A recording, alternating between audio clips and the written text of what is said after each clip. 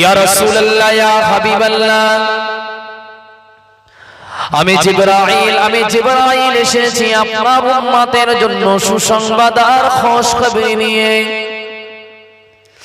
নবীজি জিবরাইল আলাইহিস সালাতু ওয়াস সালামকে বলেছিলেন, ও জিবরাইল, আমার উম্মতের কি খুশখবরি, আমার উম্মতের কি সুসংবাদ আমাকে শোনাবে তো?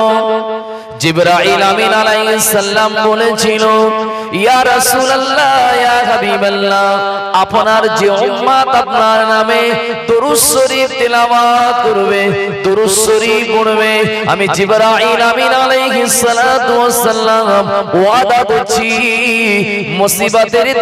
মুসিবতের দিন আপনার উম্মতানিরা ময়দানে মাশারে যখন কিনা আল্লাহ পাকের কাছে হিসাব দেওয়ার জন্য দাঁড়িয়ে যাবে, তাদের মাথার উপরে সূর্যের তাপ দেওয়া হবে, তাদের ঘিনুগুলো টপক টপক করে ফুটবে, কারোবার চোখ, কারোবার নাক দিয়ে, কারোবার কান দিয়ে দাঁড় করে বার হবে। ইয়া রাসূলুল্লাহ কে, ইয়া হাবিবাল্লাহ, আমি জিবরাইল দরুদ পড়নে ওয়ালা উম্মতানির জন্য আল্লাহ আমাকে নূরের ডানা দিয়েছে, আমি আমার ডানা দিয়ে দরুদ পড়নে ওয়ালা উম্মতের মাথার উপরে ছায়া দেব, যাতে আপনার দরুদ পড়নে ওয়ালা উম্মতের মাথার উপরে সূর্যের তাপ না লাগে। বলুন সুবহানাল্লাহ। তাহলে দরুদ পড়লে লাভ না লস? একটু হ্যাঁ না বলেন। লাভ তো লাভ, বেশি, অনেক বেশি লাভ। আল্লাহ আপনাকে জাহান্নাম থেকে, আযাব থেকে আল্লাহ আপনাকে বাঁচিয়ে নেবে। আল্লাহর ফেরেশতা মিকাইল আলাইহিস সালাতু ওয়াস সালাম বললেন, ইয়া রাসূলুল্লাহ, ইয়া হাবিবাল্লাহ, আমি আপনার আল্লাহ পাকের মুকাররর একজন ফেরেশতা, আমি হযরতে মিকাইল, আল্লাহ আমাকে দায়িত্ব দিয়েছে, আসমানের পানির দায়িত্ব দিয়েছে। ইয়া রাসূলুল্লাহ, ইয়া হাবিবাল্লাহ, আপনার যে উম্মত আপনার নামে বেশি বেশি বেশি বেশি করে দরুদ শরীফ পড়বে, আপনাকে স্মরণ করবে, আপনার নামে দরুদ শরীফ পড়তে থাকবে, ইয়া রাসূলুল্লাহ, আমি মিকাইল আলাইহিস সালাতু ওয়াস সালাম ময়দানে মাশারে ওই সমস্ত গুনাহগার বান্দা বান্দি গুনাহকে ডেকে লিখে আমি আপনার কাছে এনে দেব, আর আপনি আপনার নূরের হাত দিয়ে জান্নাতি বান্দা হিসাবে তাদেরকে হাওজে কাউসারের পানিটা পান করিয়ে দেবেন। জোরে বলুন সুবহানাল্লাহ। অনেক লাভ। ইয়া রাসূলুল্লাহ, আল্লাহর ফেরেশতা আরেকজন নাম হলো হযরত ইসরাফিল আলাইহিস সালাম। আল্লাহ পাক যাকে কিনা ফেরেশতাদের ভিতরে বড় সম্মান দিয়েছে, মামা চারজন আল্লাহ পাকের বিশিষ্ট ফেরেশতা, চারজন আল্লাহ পাকের মুকাররর ফেরেশতা। হযরত ইসরাফিল আলাইহিস সালাম যেদিন কিনা সিংহাতে ফুঁক দেবেন, ওই দিন কিয়ামত হবে, তিনি কিনা সিংহাটা মুখে করে নিয়ে আজও বসে আছেন, আগা পেছনে আপনার কিনা আগামীতে বসেও থাকবেন, যতক্ষণ না আমার আল্লাহর আদেশ না হবে সিংহাতে ফুঁক দেবেন না।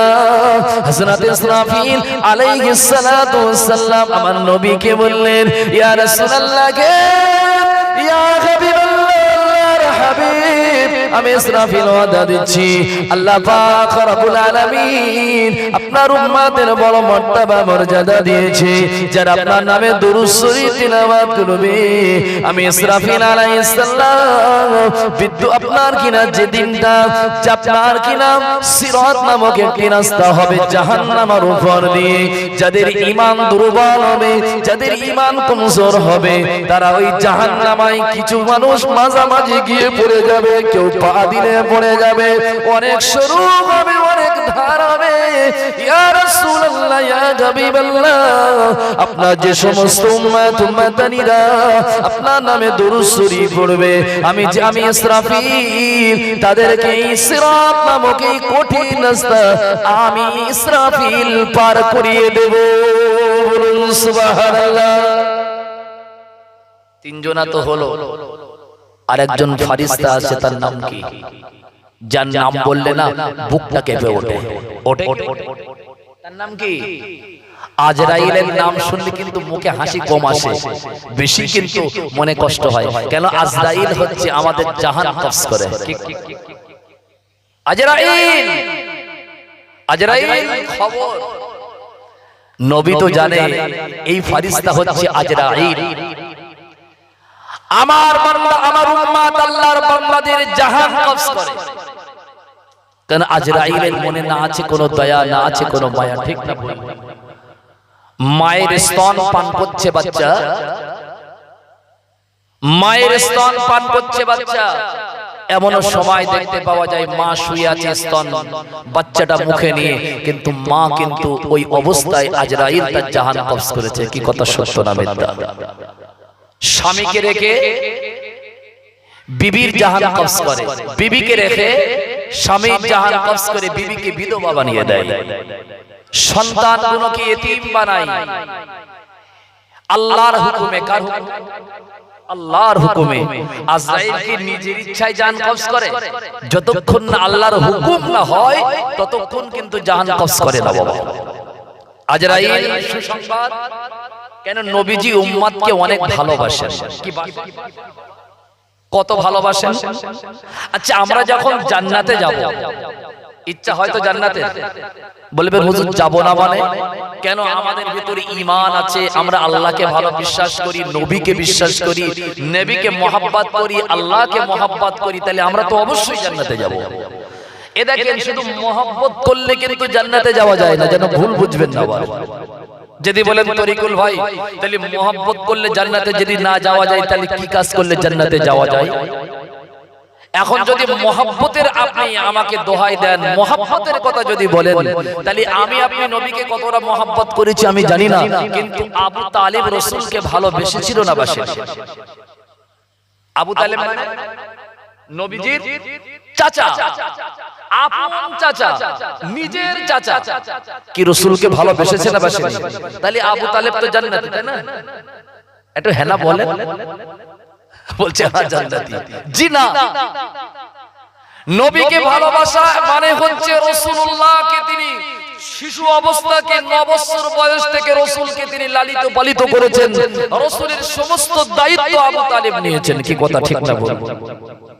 মক্কার কাফেররা যখন হুজুরকে পাথর মেরেছে, হুজুরের উপরে আঘাত করেছে, হুজুরের উপরে অনেক ঝড়, অনেক কিছু বাধা এসেছে, আবু তালিব বলেছিল মুহাম্মদ সাল্লাল্লাহু আলাইহি ওয়াসাল্লাম, আমি তোমার চাচা যতদিন হায়াতে আছি তোমার কোনো টেনশন নাই, তোমার কোনো ভয় নাই, আমি শেষমেশ তোমাকে ওয়াদা দিচ্ছি আমি আমার জীবন দিয়ে আমি তোমার সাহায্য করব। কি কথা সত্য না মিথ্যা? আর তাও করেছিল। শিহাবে আবু তালিব নামে নাম শুনেছেন? শিহাবে আবু তালিব একটি পাহাড়, যে পাহাড়ের উপরে মক্কার কাফেরেরা, মক্কা শরীফের সমস্ত মুসলমানদেরকে একঘরে করে দিয়েছে, মুসলমানদেরকে একদম একঘরে করে দিয়েছে। এদের সাথে কথা বলে না, এদের সাথে আদান প্রদান নাই, এদের সাথে বেচা কেনা নাই, ক্রয় বিক্রয় বন্ধ। কথা বুঝছেন? মুসলমানদের সাথে কেউ মেশে না। মক্কার কাফেররা মাশওয়ারা করলো যে মুসলমানদের সাথে আমাদের আজ থেকে আর কোনো সম্পর্ক নাই। কথা বুঝছেন? আল্লাহ নবী দো জানের বাদশা সাইয়্যিদুল মুরসালিন তখন সাহাবারা নিয়ে চিন্তা করছিল, ও আমার সাহাবারা, মক্কার কাফেররা আমাদের সাথে কথা বলতে চায় না, তারা আমাদের সাথে ক্রয় বিক্রয় বন্ধ করে দিয়েছে, আমাদের সাথে তারা দেখা সাক্ষাৎ কথাবার্তা কিছু বলে না, ওরা তো আমাদের একঘরে করে দিয়েছে। এ নওজোয়ান তরুণেরা, আল্লাহ নবী রাহমাতুল লিল আলামিন তখন এই শিহাবে আবি তালিব নামে একটি পাহাড় ছিল, সাহাবায়ে রিদওয়ানুল্লাহি আলাইহিম আজমাইনদেরকে নিয়ে ওই পাহাড়ের উপরে আল্লাহ নবী সাহাবাদেরকে নিয়ে উঠে পড়লেন। চলো, আমাদের ওরা নিতে চায় না, আমাদের সাথে কথা বলে না, আদান প্রদান বন্ধ করে দিয়েছে, তাহলে আমরা একটা নিরালয় স্থান আমরা কিনা বেছে নিই। সাহাবারা যখন এই পাহাড়ে উঠেছে, মক্কার কাফেররা হুজুর করিম সাল্লাল্লাহু আলাইহি ওয়াসাল্লামকে কিন্তু ওই পাহাড়ের উপরে তাদেরকে কিন্তু এমন করে রেলিং করে দিয়েছে, এমন করে পাথর দিয়ে করে দিয়েছে যেন মুসলমানরা পাহাড় থেকে নামতে না পারে। তখন আবু তালেব কিন্তু এমনি তো মওতের আগে তিনি কলেমা পড়েন নাই। তা নবী যখন সিয়াবে আবি তালিবে যাচ্ছিলেন, তখন চাচা আব্দুল মুত্তালিব বলেছিল, ভাতিজা তুমি কেন একা যাবে? আমি তোমার চাচা, তোমাকে তো নবী বলে মানিনি, কিন্তু আমিও তোমার সাথে গিয়ে অবস্থান করব। বলুন সুবহানাল্লাহ। একটি সময় সাহাবাদের কাছে যা খাদ্য পানি যা ছিল সব শেষ। সাহাবারা রুগ্ন হয়ে গিয়েছে, অসুস্থ হয়ে গিয়েছে। তখন সাহাবারা আল্লাহর নবীকে বলছি, ইয়া রাসূলুল্লাহ, আপনি একটু আল্লাহর কাছে দোয়া চান, আমরা তো আর সহ্য করতে পারছি না।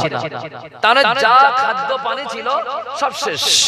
আমার বলার উদ্দেশ্য এটাই, আবু তালিব কিন্তু রাসূল করিম সাল্লাল্লাহু আলাইহি ওয়াসাল্লামকে মহব্বত করতেন বলেও তিনিও মুসলমানদের সাথে কিন্তু এই কষ্টের ভাগীদার হয়েছিলেন। কি কথা বুঝছেন বাবা? ভাইরা বাবা জিরান ওসমান দুরনেরা আবু তালিবকে মক্কার কাফেররা বলেছিল, ও আবু তালিব শুনে রেখে দাও, তোমার ভাতিজা ভাইপো মুহাম্মদকে কিন্তু তুমি মানা করো, আমাদের বাপ দাদা ধর্মকে যেন বিইজ্জতি না করে, আমাদের বাপ দাদার সেই রেখে যাওয়া ধর্মকে নিয়ে যেন বাড়াবাড়ি না করে, তোমার ভাতিজা মুহাম্মদকে তুমি মানা করো, না করলে মুহাম্মদকে আমরা জানে মেরে দেব। আবু তালিব একটি কথা বলে দিয়েছিল, এ মক্কার মানুষেরা, আমার ভাতিজা মুহাম্মদ যেটা বলে সত্য বলে, যেটা করে সত্য করে। আমি মুহাম্মদকে কোলে পিঠে করে ছোটবেলা থেকে মানুষ করেছি। আমার বিশ্বাস মুহাম্মদ কোনোদিন মিথ্যা বলতে পারে না, মুহাম্মদ কোনোদিন কিনা ফেরেববাজি চিটিংবাজি করে না, মুহাম্মদ সত্যবাদী। মুহাম্মদ আল্লাহ পাক রব্বুল আলামিন তাকে যে ক্ষমতা দিয়েছে তার ক্ষমতা আমি বিশ্বাস করি। এই মক্কার মানুষেরা, আমার ভাতিজার গায়ে তোমরা কেউ হাত দেবে না। যদি আমি শুনতে পাই, জানতে পারি আমার ভাতিজা মুহাম্মাদের উপরে আঘাত এনেছো, আবু তালিব কিন্তু তোমাদের প্রতিশোধ দিতে কিন্তু ভুলবো না। সত্যিও তাই, আবু তালিবকে সবাই সম্মান শ্রদ্ধা করতেন। কথা বলতে তিনি একজন সম্মানীয় ব্যক্তিত্ব ছিলেন। তারপরেও রাসূলুল্লাহকে তিনি নবী বলেন মানেননি, ঠিক আছে, কিন্তু রাসূলকে সাহায্য করতে কিন্তু তিনি ভুলেন নাই, তাই না? আবু তালেবের যেদিন মওত হইল, বিশাল শয্যাশায়ী আমার রাসূলুল্লাহ ওই সময় চাচা জানের মাথার ধারে গিয়ে বলেছিল, চাচা জান, সারাটা জীবন আমাকে আপনি প্যার করেছেন, মহব্বত করেছেন, সাহায্য করেছেন, আমাকে ভালোবেসেছেন। ও আমার চাচা, অন্তত মওতের আগে একবার কালেমা শরীফটা আপনি পড়ে নিন, আপনার জবানে লা ইলাহা ইল্লাল্লাহু মুহাম্মাদুর রাসূলুল্লাহ।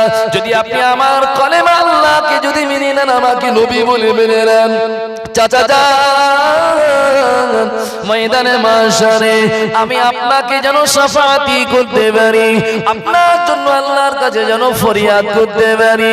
ভাইরা বাবা জিরান ওসমান তরুণেরা, আবু তালেবের মওতের তখন মওতের বিছানা শয্যাশায়ী আবু জেহেল এসে যেন আবু তালিবকে বলেছিল, ও আবু তালিব রে, মরণের সময় খবরদার তুমি তোমার বাপ দাদা ধর্মকে বিচ্যুতি করবে না। তুমি যে ধর্মের উপরে আছো, যে বিশ্বাসের উপরে রয়েছো, এই বিশ্বাসে থাকো। তুমি যদি এখন মুহাম্মদকে নবী বলে মেনে নাও, মানুষ তোমাকে কাপুরুষ বলবে, মানুষ তোমাকে খারাপ বলবে। না না না না না না, মুহাম্মদকে নবী বলে মানা যাবে না। ভাইরা বাবাজিরা, অনেক কথা ছিল, আমার নবী কাঁদে, চাচা জান কালেমা শরীফটা একবার পড়ে নিন, অনেক লম্বা ওয়াকিয়া, কিন্তু আবু তালিব কালেমা পড়েনি বাবা। এ নওজওয়ান তরুণেরা, আমার আল্লাহর হাবিব কাঁদছিল, আমার আল্লাহ পাক রব্বুল আলামিন সান্তনা শুনিয়ে দিল, এ আমার হাবিবে কিয়ারা, আমার দোস্ত মুহাম্মদুর রাসূলুল্লাহ চাচার জন্য কাঁদছে, এটা শুনে রেখে দাও। চাচা তো ঈমান নিয়ে মরতে পারেনি, আমি কিন্তু তাকে জান্নাত দেব না, তবে হ্যাঁ হ্যাঁ তোমাকে ভালোবাসা দরুন, তোমাকে মহব্বত করা দরুন, তোমাকে প্যার করা দরুন, আমি ওয়াদা করছি আমি আল্লাহ আপনাকে শুনিয়ে দিচ্ছি সব থেকে যে কষ্ট আযাব কম আযাব ওই আযাবটা আমি আপনার চাচাকে দেব সব থেকে কম আযাব বলতে কিয়ামতে মুসিবতের দিন আবু তালেবের সব থেকে কম আযাব মানে আবু তালেবের পায়ের নিচে একটি আগুনের খড়ম বা জুতা পরিয়ে দেওয়া হবে কিতাবের বর্ণনা এসেছে ওই জুতার গরমে আবু তালেবের মাথার গিরুগুলো টকবক টকবক করে ফুটতে থাকবে আমার বলার উদ্দেশ্য এটাই যদি রাসূলুল্লাহকে ভালোবাসলে জান্নাতে যাওয়া যেত তাহলে আবু তালেব সর্বপ্রথম জান্নাতি হতো ঠিক না ভুল ভালোবাসলে জান্নাতে যাবেন ঠিক আছে কিন্তু শর্ত কিন্তু একটা শর্ত সে শর্তটা কি বলেন তিনি বলেন বলেন ঈমান কি বাবা ঈমান ঈমান নিয়ে যদি ভালোবাসতে পেরেছি আল্লাহ আমাকে আপনাকে কিন্তু জান্নাত দেবে আর যদি বেঈমান হয়ে যদি মরেছি তাহলে কিন্তু ভাই নবীকে ভালোবেসেও কিন্তু জান্নাত পাওয়া যাবে না কি কথা সত্য না মিথ্যা তবে আশা করি আপনাদের ঈমান কমপ্লিট একদম পরিপূর্ণ বলবেন হুজুর কি করে বুঝলেন বোঝার তো আমার কোনো অসুবিধা নাই আমি তো বুঝতে পারছি আপনারা রাসূলুল্লাহর প্রেমে ভালোবাসায় আপনারা একদম দেওয়ানা আশিক পাগল আর যারা ইউটিউবার রয়েছে এরা তো অনেক ভালো ছেলে বলবেন হুজুর কত ভালো ছেলে আল্লাহ করে এরা শুধু ওই সারা আলেমদের শুধু ওয়াজ তোলে কিন্তু এরা নামাজ পড়ে না ওদের নামাজ মাফ একের যে কটা ইউটিউবার রয়েছে বলতে হুজুর একদম দেখে দেখে আমাদের ধরলে আমি ধরছি কেন জানো এই আম মানুষদের থেকে এদের হিসাব আল্লাহর কাছে বেশি দিতে হবে কথা বুঝতে পারছেন এখানে দেখেন ক্যামেরা অনেক যতটা শ্রোতা আছেন তার থেকে ক্যামেরা বেশি কিন্তু আমি ফলো করছিলাম সব বসে বসে বসে এখানে শুধু টিপ ছিল কিন্তু নামাজে কেউ যায় না কি হবে আল্লাহই ভালো জানে বাবা বলবেন হুজুর একদম দেখে আমাদের একদম বললেন আগে কেন তোমাদেরকে কিন্তু আমাদেরকে যেরকম ফলো করে তোমাদেরকে কিন্তু অনেকটা ফলো করে মানুষ কি কথা তোমরা এই ইসলামের বাণীটা সব জায়গায় ছড়াচ্ছ কিন্তু তোমরা যদি বেনামাজি হয়ে ভাই তোমাদের এই কষ্ট এই মেহনতটাই কিন্তু বেকার হবে এরা তো কিঞ্চিত সব পায় পায় কি পায় না এদের এই ওসিলায় গোটা ওয়ার্ল্ডে এই আলেম ওলামাদের কথাগুলো এরা কিন্তু সব জায়গায় কিন্তু সোশ্যাল মিডিয়াতে ছড়িয়ে পড়ছে সোশ্যাল মিডিয়াতে মানুষ দেখছে অন্তত একটা ওয়াজে যদি একটা মানুষ হেদায়েত হয় ওরাও কিন্তু কিঞ্চিত সওয়াবের হকদার হবে হবে কি হবে না বাবা বাবা আমি তরিকুল ইসলাম যতই ওয়াজ করি যদি এখন ফজরের নামাজ না পড়ি তাহলে আমারও ওয়াজ কিন্তু জাহান্নামের কারণ হবে হবে কি হবে না এখন বলবেন তরিকুল ভাই তা আপনি নামাজ বললেন কেন অন্য কিছু তো বলতে পারতেন আমার বলার একটা উদ্দেশ্য রয়েছে উদ্দেশ্যটা কি জানেন যদি আপনি দুনিয়ার ভালো যত ইবাদত আছে সব ইবাদত করেন এরকম হুজুরদের মিলাদ রেকর্ডিং করে করে সোশ্যাল মিডিয়ায় ছেড়ে দেন এটা ভালো কাজ এই আপনারা শুনছেন এটাও ভালো কাজ কিন্তু বাবা সব ভালো কাজের বড় ভালো কাজ যেটা সেটা হচ্ছে নামাজ না বাবা সব ভালো কাজের যেটা সবথেকে ভালো কাজ সেটা হচ্ছে নামাজ এখন যদি আমরা নামাজ না পড়ি তাহলে কিন্তু ভাই দুনিয়ার সব আলেমরা ফতোয়া দেবে কাফের বলবে না বলবে বেঈমান কি বলবে কি বলবে আমি কি বানিয়ে বলছি আল্লামা গুলামির হুজুর রাহমাতুল্লাহ আলাইহির একটি লিখিত কিতাব রয়েছে কিতাবটা হচ্ছে কালিমাতুল কুফর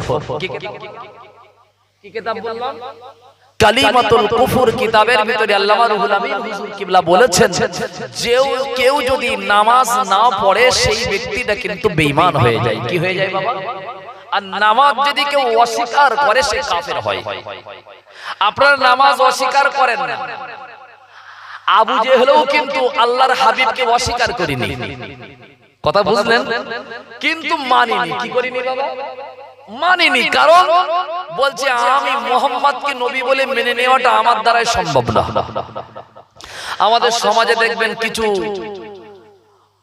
মানুষ রয়েছে কিছু মুসলমান রয়েছে তাদের একটু ক্ষমতা একটু পাওয়ার কারণে তারা কিন্তু হুজুরদের পর্যন্ত মানতে চায় না কি কথা সত্য না মিথ্যা একটু উপরের লেভেলের একটু মসনদ পেয়েছে চেয়ার পেয়েছে তার বলতে হুজুর হুজুর কি ওসব চিনি না এরকম তা আবু জেহেল একটা নেতা ছিল, সমাজের দায়িত্বপ্রাপ্ত মানুষ ছিল, তিনি বিচারক ছিল সমাজের। তিনি কিন্তু গোটা মক্কার জমিনে তার একটা ভাব, তার একটা আপনার কিনা অনেক দাম ছিল, দামি মানুষ ছিল। তা তখন যখন মুহাম্মদুর রাসূলুল্লাহ, মুহাম্মদ সাল্লাল্লাহু আলাইহি ওয়াসাল্লাম বাপহারা, মাহারা, ইতিম, গরীব, আমার নবীর থেকে গরীব কেউ ছিল বাবা? একদম গরীব শ্রেণীর, গরীব ঘরের একটা সন্তান।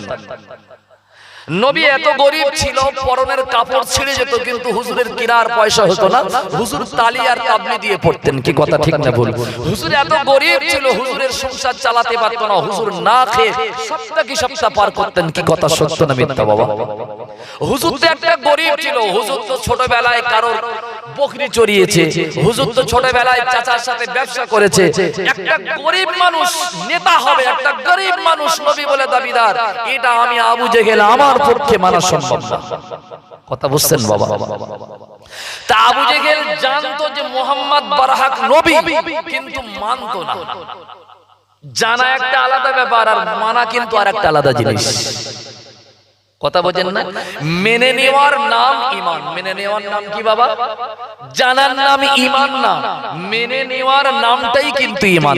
জানা আপনার একটা জ্ঞান, আপনি এটা প্রয়োজন, কিন্তু মানাটাই কিন্তু ঈমান। কি কথা ঠিক না বলুন? আপনি বলবেন রবীন্দ্রনাথ জি, তিনি তো ভাই আমরা সবাই তাকে বিশ্বকবি বলে জানি। তিনি একটা বড় দার্শনিক, বড় একটা সাহিত্যিক, বড় গবেষক, বড় একজন কবি, কবিগুরু বলা হয়। এই রবীন্দ্রনাথ কিন্তু তিনি টুপিও পরতো, তিনি দাড়িও রেখেছিল, তিনি পাগড়িও পরতো, বড় জামাও পরতো। পরতো কি পরতো না বাবা? ভাই সব ছিল তার, কিন্তু তার ভিতরে ছিল না শুধু ঈমান। কি ছিল না বাবা? ঈমান না থাকার কারণে আমাদের আকীদা, আমাদের কোরআনের ও আইন অনুযায়ী রবীন্দ্রনাথ কিন্তু জাহান্নামী। কি বাবা, কথা সত্য না মিথ্যা? সব ভালো বাবু। ঈশ্বরচন্দ্র বিদ্যাসাগর, তিনি ভালো না খারাপ? আমাদের দৃষ্টিভঙ্গিতে একজন ভালো মানুষ, ভালো তো নাকি? কিন্তু তারপরেও কিন্তু ঈমান না থাকার কারণে তিনিও কিন্তু জাহান্নামী। দুনিয়ায় আমরা সব ভালো কাজ যারা করি, ভালো কাজের অনেক নাম রয়েছে, বিরাট ভালো। আমাদের ওই হুজুর অনেক ভালো, ওই নেতা অনেক ভালো, গ্রামের ওই মেম্বার অনেক ভালো, বিরাট ভালো, অনেক কাজ করে। কিন্তু এই ভালো হওয়ার পরেও কিন্তু সমাজে এত কাজ করার পরেও কিন্তু জনসেবামূলক কাজ করার পরেও কিন্তু জাহান্নামী হতে হবে। কারণ ঈমান না থাকার কারণে। কি থাকার কারণে? বাইরা বাবা জিরানো সুমান তুরনেরা, ঈমান না থাকলে জাহান্নামী হতে যাবে, এটাই কিন্তু চূড়ান্ত সিদ্ধান্ত বাবা। এ নওজওয়ান তরুণেরা, এখন ঈমান কোন কাজ করলে থাকবে আর না থাকবে, এটা একটা মূল আলোচনা। আল্লাহ নবী রহমাতুল লিল আলামিন বলেছেন, যার ভিতরে নামাজ নাই ওই ব্যক্তিটা ঈমানদার বলে দাবিদার হতে পারবে না। নামাজ যে ব্যক্তি পঞ্জে গেনা নামাজ পড়ে, নামাজ পড়লে কিন্তু ওই ব্যক্তির ভিতরে ঈমান থাকে, এতে কোনো সন্দেহ নাই। ভাইরা বাবাজিরা, নামাজিরা কিন্তু প্রকৃত ঈমানদার, আর বেনামাজি কিন্তু বেঈমান, এতে কোনো তফাৎ নাই। ভাইরা বাবাজিরা, নওজওয়ান তরুণেরা, নামাজ আমাকে আপনাকে পড়তেই হবে। আল্লাহ পাকের বান্দা, আমি আপনাদেরকে বলছি, দুনিয়ায় ভালো কাজ করলে কিন্তু জান্নাতে যাওয়া যায় না। ঈমান নিয়ে কবরে যাওয়ার পরে কিন্তু আপনার জান্নাত হবে। যদি ভালো কাজ করলে জান্নাতি হওয়া যেত, তাহলে আবু তালিব কিন্তু সর্বপ্রথম ভালো কাজের কাতারের প্রথম দাঁড়িয়ে আল্লাহ পাক তাকে আগে জান্নাত দিত। ঠিক না ভুল?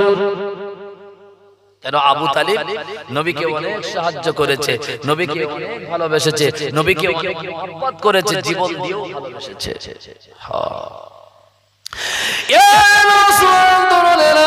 যে কথা বলছিলাম, আজরাইল আমার নবীকে সে বলল, আসসালামু আলাইকা ইয়া রাসূলুল্লাহ, ইয়া হাবিবাল্লাহ, আমি আজরাইল এসেছি সুসংবাদ উম্মতের জন্য।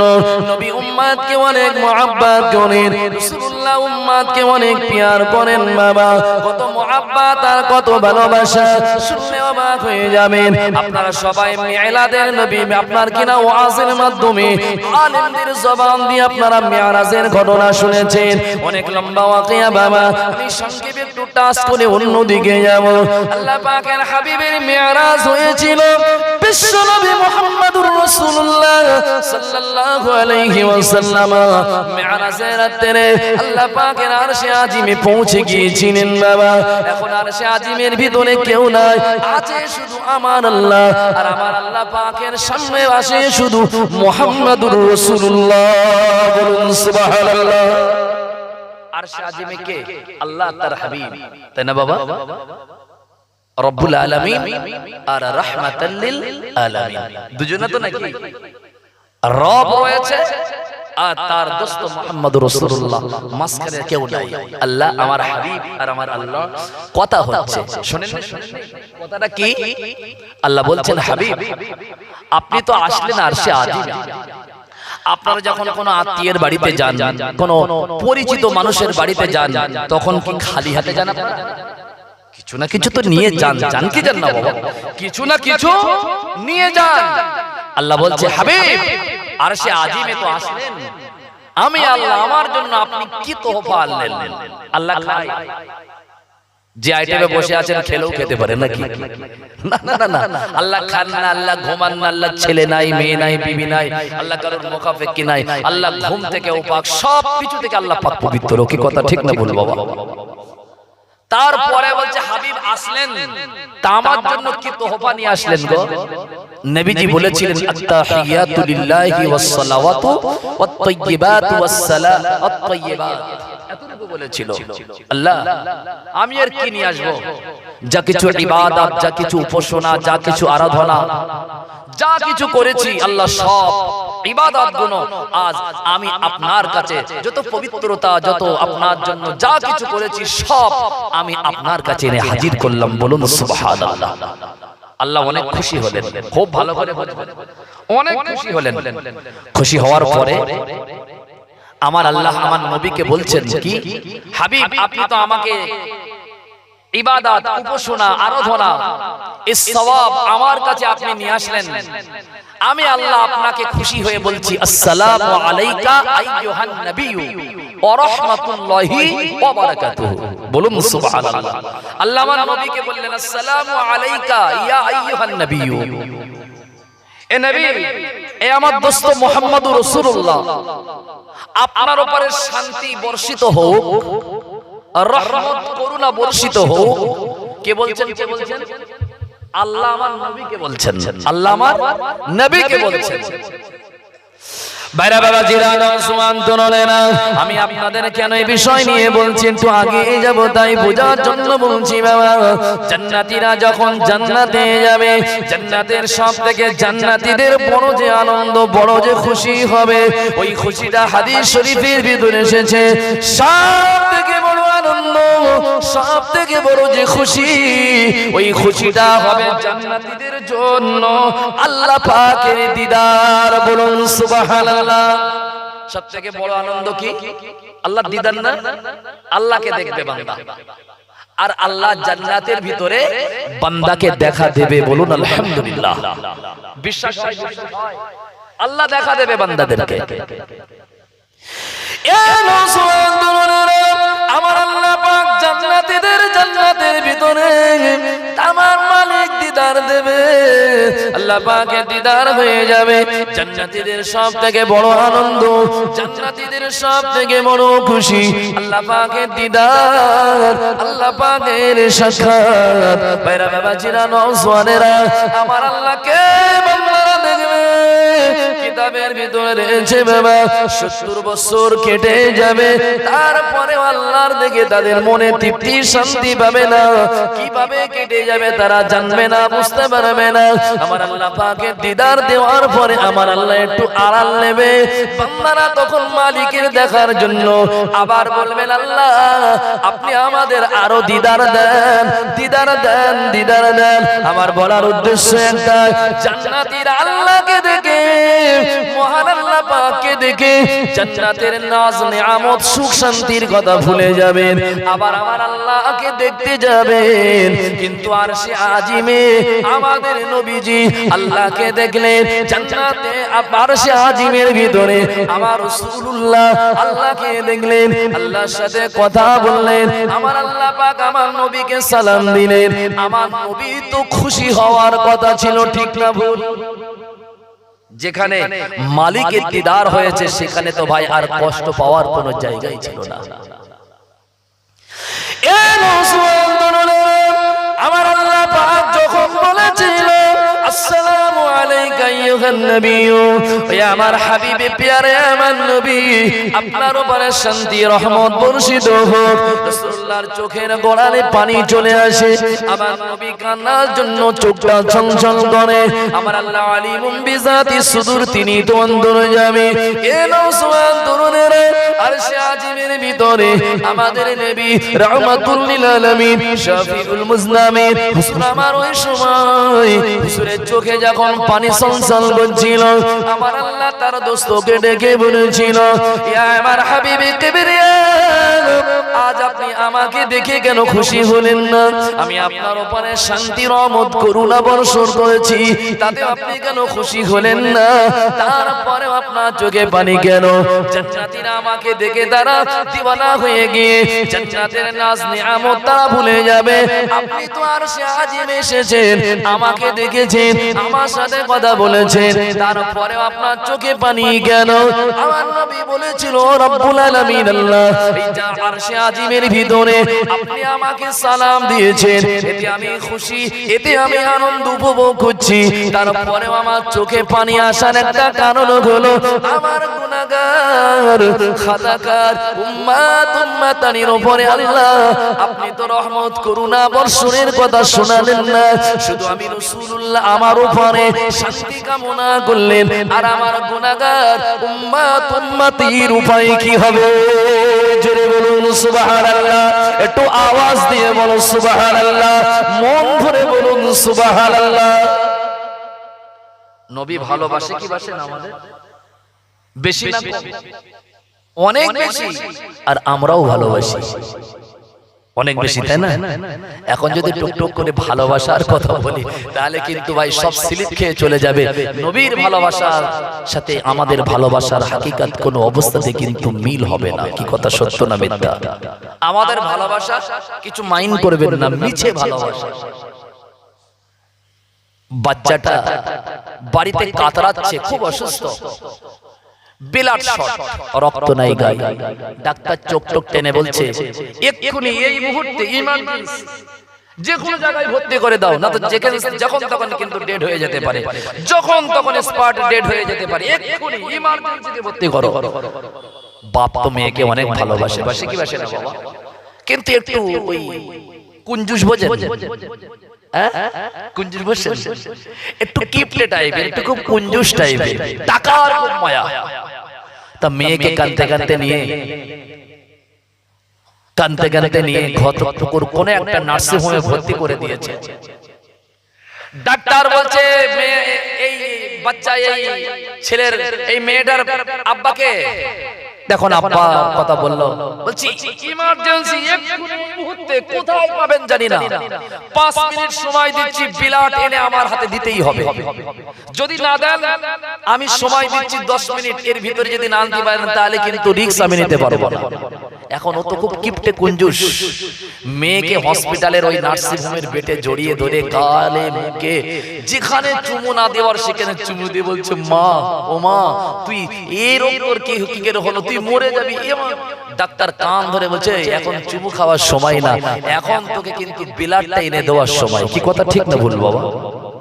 আমরা যখন ইয়া নবী সালামু আলাইকা বলে দাঁড়াবো না, কিদে কিটে বাবারে চোখের পানি ভাসিয়ে ওর দাড়ি টাড়ি ভিজে, মনে হয় না আশিকে রাসূল। কথা বোঝেন না? যেই বার হবে এখান থেকে টুপিটা খুলবে, খুলে একটা পকেট থেকে একটা বিড়ি নিয়ে বার করবে। কি কথা সত্য না মিথ্যা? অনেকে আছে না, নাই আমি কি একদম ভুল বলছি বাবা? যা ছিল তাই বাবা, নবীকে ভালোবাসতে হলে ভালোবাসার মতন বাসতে হবে। ছলনা দিয়ে রাসূলুল্লাহকে ভালোবেসে কিন্তু কোনো লাভ হবে না। কি কথা ঠিক না বল? অন্তর দিয়ে, দিল দিয়ে, মন দিয়ে কিন্তু রাসূলুল্লাহকে ভালোবাসতে হবে। ইয়া রাসূলুল্লাহ, আরশে আজিমে গিয়ে আল্লাহকে দেখলেন আমাদের নবী, তাহলে আল্লাহকে দেখা মানে যা তাই ব্যাপার না। আল্লাহকে দেখলে তো জান্নাতীরা জান্নাতের নাজ নিয়ামতের কথা ভুলে যাবে, কিন্তু রাসূলুল্লাহ আল্লাহকে দেখেও কিন্তু উম্মতের কথাটা কিন্তু ভুলেন না। বলুন সুবহানাল্লাহ। আমার আল্লাহ পাক সব জানেন, আলিমুম বিযাতিস সুদূর, অন্তর্যামী আল্লাহ। ওই সময় আমার রাসূলুল্লাহকে ডেকে বলেছিল, হে আমার হাবিবে কিবরিয়া, আমি আপনার দুঃখ আপনার কষ্ট চাই না, আপনি যাতে খুশি আমি আল্লাহ তাতে খুশি, আপনি যাতে রাজি আমি আল্লাহ তাতে রাজি, আপনি যাতে খুশি আমি আল্লাহ তাতে খুশি। হাবিব গো, আমি এখন শুধু আপনার উপরে শান্তি কামনা করব না। আসসালামু আলাইনা ওয়া আলা ইবাদিল্লাহিস সালিহিন, আমি আল্লাহ শুধু আপনার উপরে শান্তি কামনা করছি না, আসসালামু আলাইনা, তাদের উপরে শান্তি এবং রহমত বর্ষিত হোক। ওয়া আলা ইবাদিল্লাহিস সালিহিন, যারা কিনা সালিক বান্দা, নেককার উম্মাত উম্মাতানি, যারা আমাকে আল্লাহ বলে মেনে নিয়েছে, আপনাকে রাসূল বলে মেনে নিয়েছে। শুধু রাসূল বলে মেনে নেওয়ার নাম ঈমান না, আল্লাহকে আল্লাহ বলে মেনে নেওয়ার নাম ঈমান না। আল্লাহর রাসূলের কথাগুলোকে পাই টু পাই সেইভাবে চলাফেরা করা, সেটাকে বাস্তবে মেনে নেওয়াটার নাম কিন্তু ঈমান। ঠিক না ভুল? যারা কিনা প্রকৃত আপনার উম্মত, আসসালামু আলাইনা ওয়া আলা ইবাদিল্লাহিস সালিহিন, আমি আল্লাহ বলছি তাদের উপরে শান্তি এবং রহমত বর্ষিত হোক। বলুন সুবহানাল্লাহ। এ রাসূল তরুণেরা, আমি দরুদের কথা বলতে গিয়ে অনেক লম্বা সময় আপনাদের খেদমতে দিলাম। আল্লাহর ফেরেশতা আজরাইল আমার নবীর কাছে বসে আছে, মনে আছে? মনে নাই? মনে নাই? হ্যাঁ, আজরাইল সব তো চলে গেল সুসংবাদ শুনিয়ে, তুমি বসেছো কেননা আজরাইলকে আমার নবী চিনতো যে সেই আজরাইল যার মনে না আছে দয়া, না আছে মানা, এই আজরাইল তো জাহান কবজ করে। কি কথা সত্য না মিথ্যা? আজরাইল, ইসরাফিল সুসংবাদ, মিকাইল সুসংবাদ, আপনার কিনা জিবরাইল সুসংবাদ, আজরাইল তোমার সুসংবাদটা আমি শুনতে চাই। ইয়া রাসূল তরুণেরা, আজরাইল আলাইহিস সালাম বললেন, ইয়া রাসূলুল্লাহ, ইয়া হাবিবাল্লাহ, ও আল্লাহর হাবিব, আমি আল্লাহকে সাক্ষী রেখে বলছি, যারা আপনার উপরে বেশি বেশি বেশি বেশি দরুদ সালাম পড়বে, যারা আপনার উপরে দরুদ শরীফ পড়বে, ইয়া রাসূলুল্লাহ, ইয়া হাবিবাল্লাহ, আমি আজরাইল আলাইহিস সালাতু ওয়াস সালাম, আমি জান কবজের ফেরেশতা, আল্লাহ আমাকে আদেশ করলে আপনার উম্মত উম্মাতানির জাহান কবজ করব। ইয়া রাসূলুল্লাহ, যারা কিনা দরুদ শরীফ আপনার উপরে বেশি বেশি পড়বে, আমি আজরাইল ওয়াদা করছি, ওয়াদা করলাম, আমি আজরাইল তার মউতের সময় জাহান কবজ করব এত আসানের সঙ্গে। মায়ের স্তন পান করতে করতে বাচ্চারা যেমন কিনা ঘুমিয়ে যায়, ইয়া রাসূলুল্লাহ, আপনার ওই উম্মত যারা আপনার নামে দরুদ শরীফ পড়ে, ওই উম্মতের জান কবজ করব ঠিক তেমন। ওই উম্মতটা বুঝতে পারবে না যে রূপে স্তন পান করতে করতে বাচ্চা ঘুমিয়ে যায়, আপনার উম্মতের জানটা আসানের সঙ্গে কবজ করব। জোরে বলুন সুবহানাল্লাহ, একটু আওয়াজ দিয়ে বলুন সুবহানাল্লাহ, মন খুলে বলুন সুবহানাল্লাহ। সেই দরুদ একটু জোরে পড়েন, আল্লাহুম্মা সাল্লি আলা,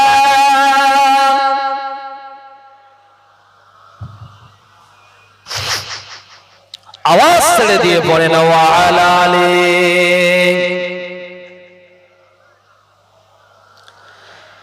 এত ভালোবেসেছিল হাবশী দেশের মানুষ, এত ভালোবেসেছিল হাবশী দেশের মানুষ, কত প্রহার করেছিল হয়েছিল বেহুশ, তবুও বেলাল ছাড়িনি কোরআন, তবুও বেলাল ছাড়িনি কোরআন, ছাড়িনি নবীর নাম। আমরা মুমিন নাজাত পাবো পড়ে দরুদ ও সালাম। আল্লাহুম্মা সাল্লি আলা সাইয়্যিদিনা ওয়া আলা আলি সাইয়্যিদিনা। আমি ওয়াজ শুরু করি না, শুধু দরুদ পড়তে হবে মহব্বতে, তার ফজিলত একটু বলেছি, তাই না বাবা? তো যাই বা হোক, আমরা সেই নবী রাসূলুল্লাহ সাল্লাল্লাহু আলাইহি ওয়াসাল্লামের উপরে আল্লাহ যেন আমাদের দরুদ সালামকে পৌঁছে দেন। সবাই বলি আমিন। একবার জোরে বলুন আমিন, একটু মন খুলে বলুন আমিন। নারায়ে তাকবীর, নারায়ে তাকবীর।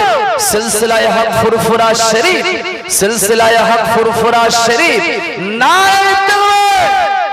মাশাআল্লাহ, খুব ভালো। আল্লাহ পাক রব্বুল আলামিন আমাদেরকে তো সেই নবীর উম্মত করেছে যে নবীর উম্মত ছাড়া জান্নাতে যাওয়া উম্মতের জন্য কষ্টকর। কি কথা ঠিক না ভুল?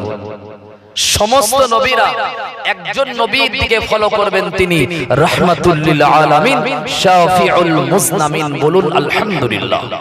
আল্লাহ পাক এই গুনাহগার ওয়াদমদেরকে আল্লাহ আখিরি নবী মুহাম্মদ সাল্লাল্লাহু আলাইহি ওয়াসাল্লামের উম্মত করে জমিনে পাঠিয়েছেন।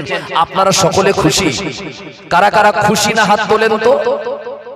ওরা বলছে আমরা উম্মত হিসাবে খুশি না। আসলে ভুল হয়, এত ভুল হলে তো সব বিপদ হয়ে যাবে বাবা।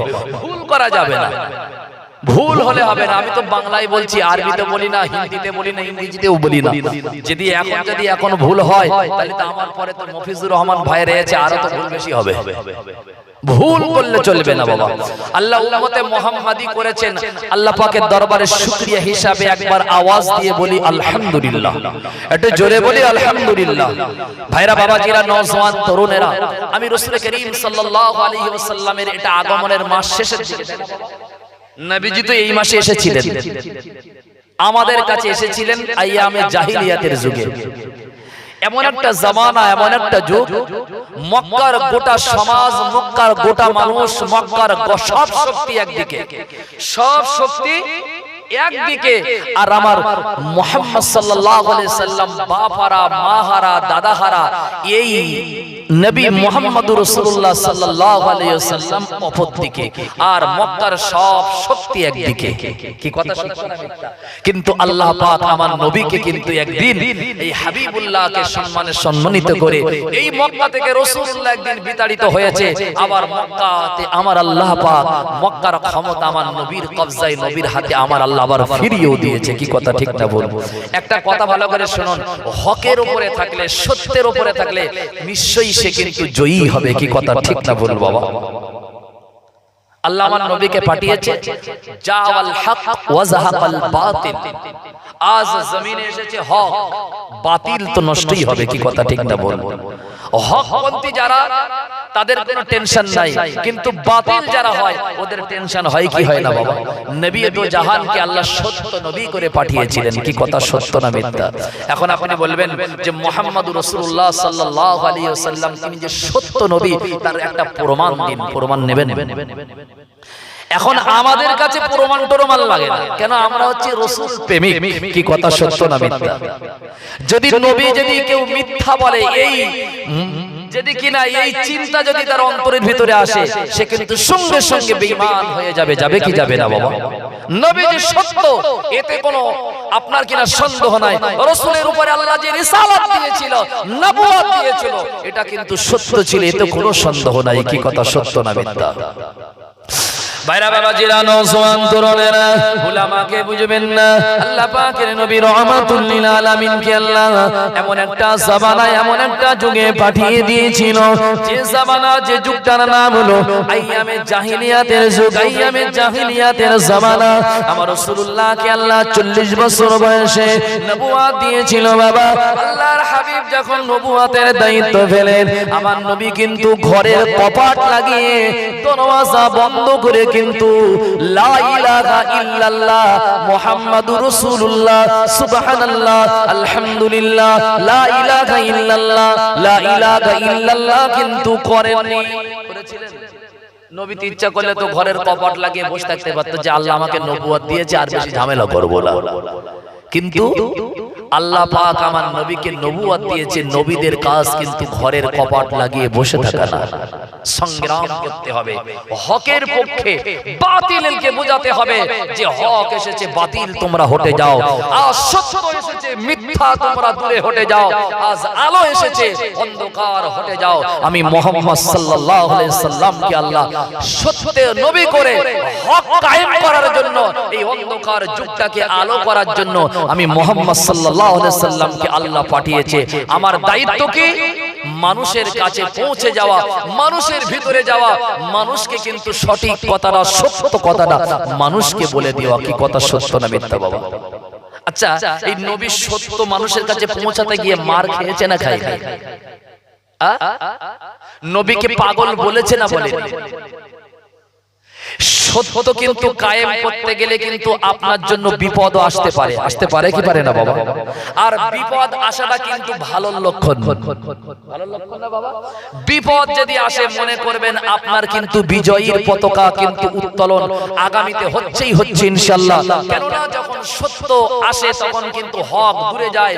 কিন্তু ভাই, এই যে নবীদের উপরে যে বিপদ মুসিবত এসেছিল, এটা ছিল কিন্তু নবুয়তের জন্য একটা সুন্দর নমুনা যে আগামী দিনে মুহাম্মদুর রাসূলুল্লাহ তুমি হবে এই জমানার, এই যুগের রাষ্ট্র ক্ষমতা, রাষ্ট্রনায়ক তোমার হাতে। আমি আল্লাহ এই যারা তোমাকে বিতাড়িত করেছে তাদেরকে তোমার প্রতিনিধিত্ব করতে হবে। বলুন সুবহানাল্লাহ। কথা বোঝেন না বাবা? হ্যাঁ। বিশ্বনবী মুহাম্মদুর রাসূলুল্লাহ সাল্লাল্লাহু আলাইহি ওয়াসাল্লাম কে আল্লাহ 12 রবিউল আউয়াল সুবহে সাদেকের সময় হুজুরকে আল্লাহ এই জমিনে পাঠিয়ে দিয়েছিল। এ আল্লাহ পাকের বান্দা, মক্কার অবস্থা খুব খারাপ ছিল। মক্কার অবস্থা খুব খারাপ থাকার কারণে মানুষগুলো আপনার কিনা অন্ধকারে হাবুডুবু খাচ্ছিল। মানুষের ভিতরে মানবতা নষ্ট হয়ে গিয়েছিল, মানুষের মানুষত্ব শেষ হয়ে গিয়েছিল। ভাইরা বাবাজিরা, নওজোয়ান তরুণেরা, আল্লাহ নবী তো জানের বাদশাকে আল্লাহ যখন নবুয়তের দায়িত্ব দিয়ে দিল, গারে হিরা পাহাড়ের ভিতরে কোরআনের আয়াতটা নাযিল হলো।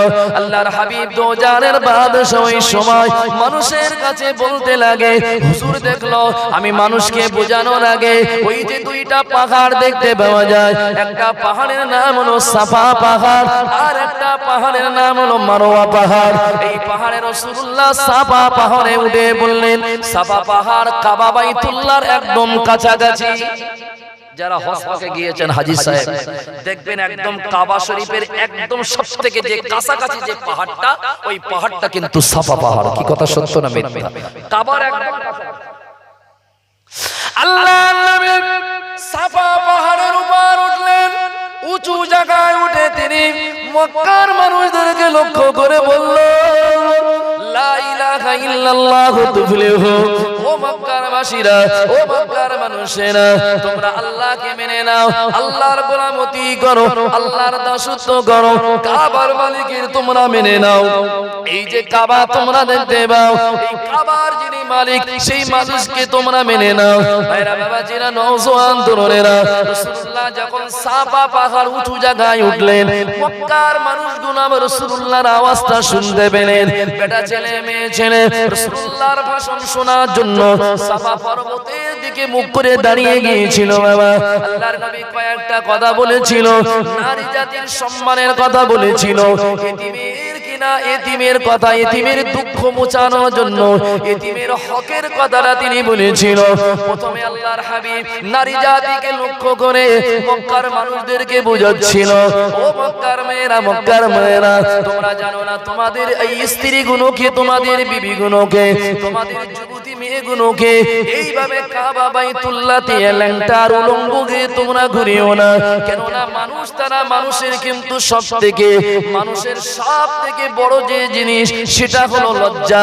লজ্জা স্থান ঢাকাটা মানুষের কাজ, লজ্জা স্থান ঢেকে রাখাটা কিন্তু মানুষের কাজ। আল্লাহর হাবিব দেখছিলেন কাবা বাইতুল্লাহ প্রদক্ষিণ করছিল, নেকটার উলঙ্গ হয়ে হুজুর বললেন না না এটা করা যাবে না।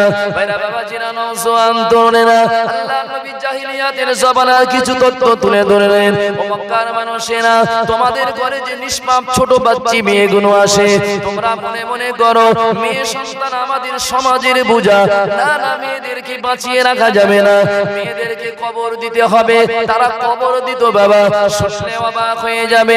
মক্কা শরীফে যারা হজ পাকে গিয়েছেন, আমি নিজে চোখেও দেখে এসেছি, যে জায়গায় মেরে মানিদেরকে, যে জায়গায় ছোট বাচ্চাদেরকে কবর দেয়া হতো, ওই জায়গাটা আজও রয়েছে বর্তমান। ভাইরা বাবাজিরা নওজোয়ানেরা, ও তরুণ বন্ধুরা, বিশ্ব নবী রহমাতুল লিল আলামিন বলল না না না না না না, তোমাদের সন্তানদের উপরে সদাই ব্যবহার করো, তাদেরকে না ভালোবাসতে শেখো। মেয়েরা আমাদের মায়ের জাত, মেয়েদের গর্ভ থেকে আল্লাহ পাক আমাদের পাঠিয়েছে, মেয়েদেরকে ভালোবাসো, মেয়েদেরকে জিন্দা জীবিত কবর দিও না তোমরা।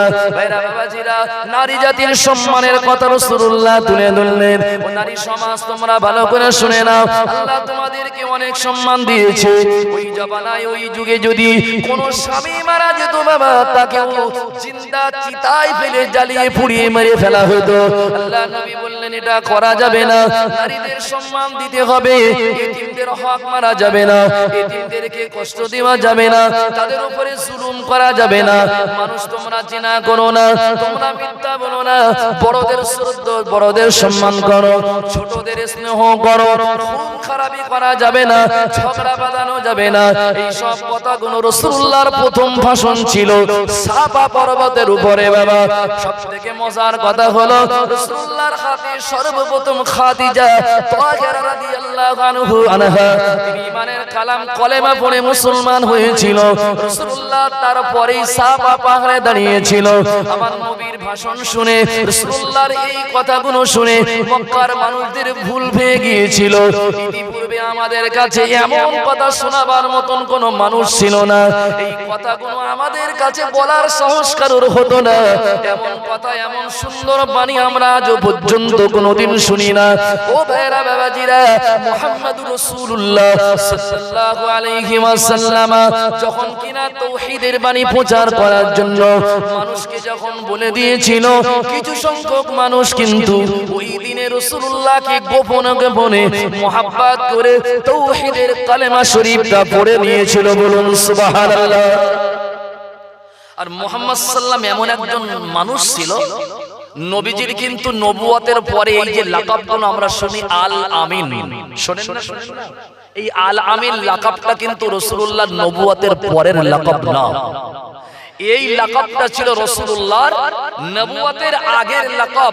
মক্কার মানুষেরা নবীকে এতটা মহব্বত করত, এতটা বিশ্বাস করত, তারা রাসূলকে তার সততা, তার সত্যতা দেখে রবিয়ত জাহানকে বলতে লেগেছে আল আমিন, মুহাম্মদ সাল্লাল্লাহু আলাইহি ওয়াসাল্লাম হচ্ছে বিশ্বাসী। বলুন সুবহানাল্লাহ। কি কি কি বিশ্বাসী?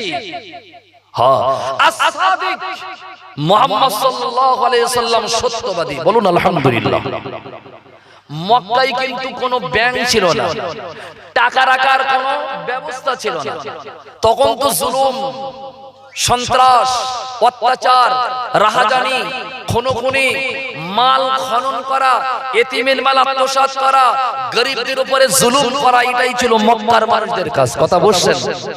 তখন মানুষ যে ঘরে টাকা রেখে ঘুমাবে এমন কিন্তু এই আপনার কিনা টাকা রেখে ঘুমাবে পজিশন ছিল না। মানুষ একদম আপনার কিনা অন্ধকারের যুগ, একদম গোটা সমাজ কিন্তু মানুষ ছিল, কিন্তু মানুষের মানুষত্ব হারিয়ে ফেলেছিল।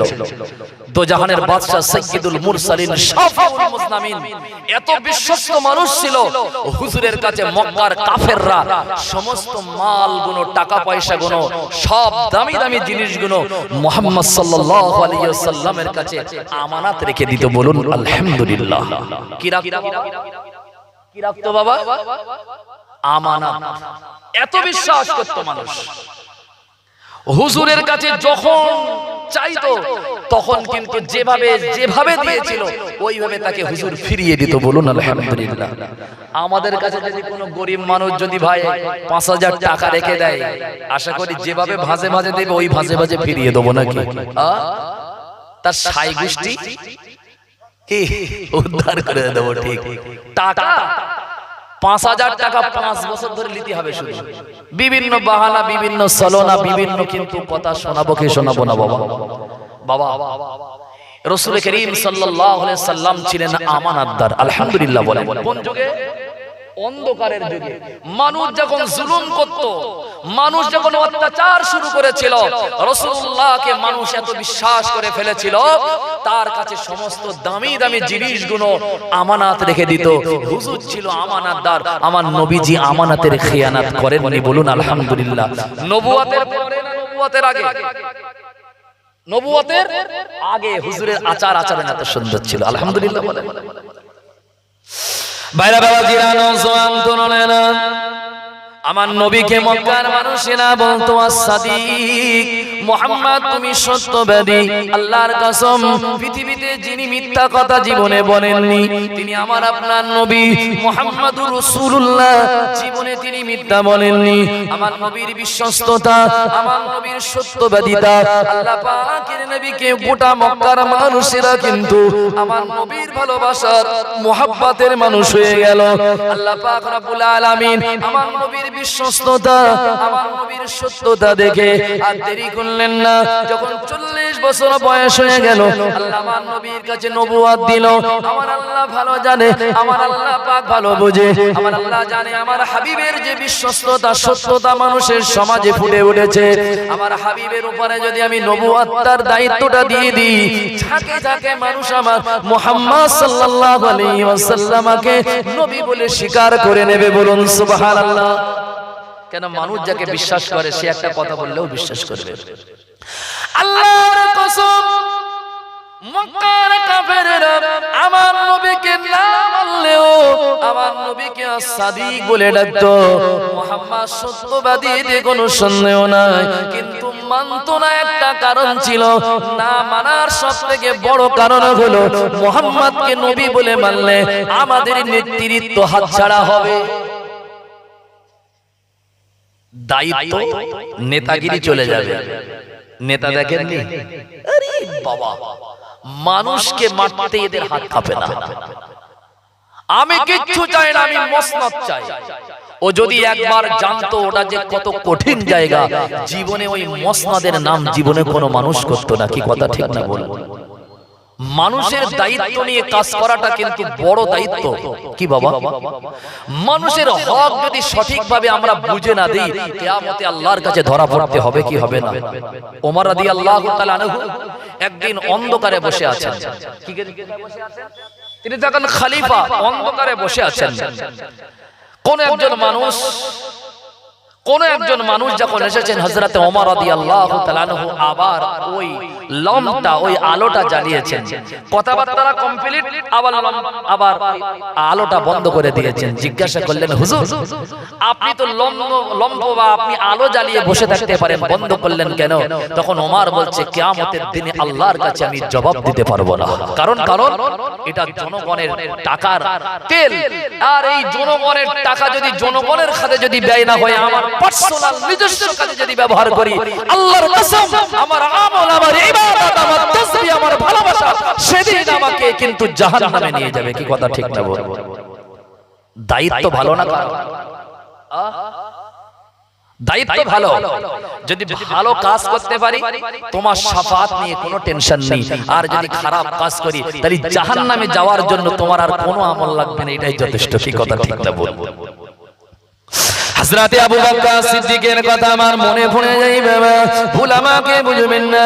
হযরত আবু বকর সিদ্দিক তিনি যখন খলিফার আসনে আসীন হয়েছিলেন, হযরত আবু বকর সিদ্দিক রাদিয়াল্লাহু তাআলা আনহু তার বিবি একদিন তাকে ডেকে বলল, স্বামী গো, এ আমার প্রিয় স্বামী আবু বকর, আপনি তো আমিরুল মুমিনিন, আপনি তো খলিফাতুল মুসলিমিন, আমি আপনার বিবি হিসাবে আপনার কাছে একটা দাবি কি করতে পারি না? আবু বকর বললেন, অবশ্যই অবশ্যই পারো। তোমার কিনা পাওয়ার আছে স্বামীর কাছে আবদার করা, আদেশ করা। আমার কাছে তুমি কি চাও একবার বলো। আবু বকর সিদ্দিকের বিবি ওই সময় বলেছিল, হে আমার প্রাণ প্রিয় স্বামী, জাপানা শুনে রেখে দিন, আমার কিন্তু অনেক শখ হয়েছে, একটু মিষ্টি খাওয়ার শখ জেগেছে, আপনি আমাকে একটু মিষ্টি এনে দিলে আমি বড় খুশি হতাম। আবু বকর তখন কিন্তু খলিফা ছিলেন। আবু বকর গোটা মুসলিম জাহানের দায়িত্ব নিয়েছিলেন বাবা। তিনি ছিলেন ধরে নেন প্রধানমন্ত্রী, তিনি ছিলেন প্রধানমন্ত্রী। প্রধানমন্ত্রীর কথা শুনেন বাবা, এ নওজোয়ান তরুণেরা, তিনি হযরত আমিরুল মুমিনিন হযরত আবু বকর বলেছিল, হে আমার বিবি শুনে রেখে দেন, এমন পয়সা তোমার স্বামী খলিফাতুল মুসলিমিনের কাছে নাই যে তোমাকে আমি মিষ্টি এনে তোমাকে তোমার আবদারটা পূরণ করব। আমি আল্লাহকে সাক্ষী রেখে বলছি, আমি আমিরুল মুমিনিন, আমার কাছে এমন অবশিষ্ট বাড়তি পয়সা নাই যে পয়সা দ্বারা তোমার এই শখটা আমি মিটিয়ে দেব। বলুন সুবহানাল্লাহ। তিনি প্রধানমন্ত্রী, আমিরুল মুমিনিন, গোটা মুসলমানদের নেতা। আর আমাদের নেতা চাচা, আমাদের নেতা একটা ভাঙা সাইকেল নিয়ে তার মর্টগেজ কেনার পয়সা ছিল না, এখন এসি গাড়ি চেপে বেড়ায়। মনে হয় যেন বাপ 200 বিঘা জমি রেখে দিকে গিয়েছে। কি কথা ঠিক না বল বাবা? মনে হয় যেন এর বাপ আদি ধনী লোক, মাটির তলা থেকে মনে হয় যেন জ্বালা জ্বালা স্বর্ণের টাকা পেয়েছে নাকি বাবা? কত জায়গায় ফ্ল্যাট নেবেন, বাড়ি করে স্বাদ মেটে না, তার ঘরের নাম দিয়েছে লাভ ঘর। কি ঘর? কত বড় নোংরা জঘন্য বাবা, লাভ লাভ বাড়ি। কথা বোঝেন না বাবু? লেখাপড়া তো পেটে কিচ্ছু নেই, বাংলা ভাষা বলে 10টা কথা বললে 13.5টা ভুল। এখন খেইলুম, টুইলুম, জেইলুম, এইসব ভাষা। নেতা নেতা, রাসূল বলছে আখেরি জামানায় কিন্তু নেতা হবে কিয়ামতের আগে, এমন নেতা হবে কিন্তু সমস্ত শিক্ষিত মানুষ, জ্ঞানী পিপাসু মানুষগুলো কিন্তু বসে থাকবে। সমাজের সবথেকে যারা কিন্তু কি কমজোর, লেখাপড়া জানে না, তাদের দিয়ে সমাজের ঢাল, তাদের সমাজের স্টাডিং তাদের হাতে যাবে। সাহাবারা কিয়ামত তোমাদের খুব কাছাকাছি ভেবে নেবে।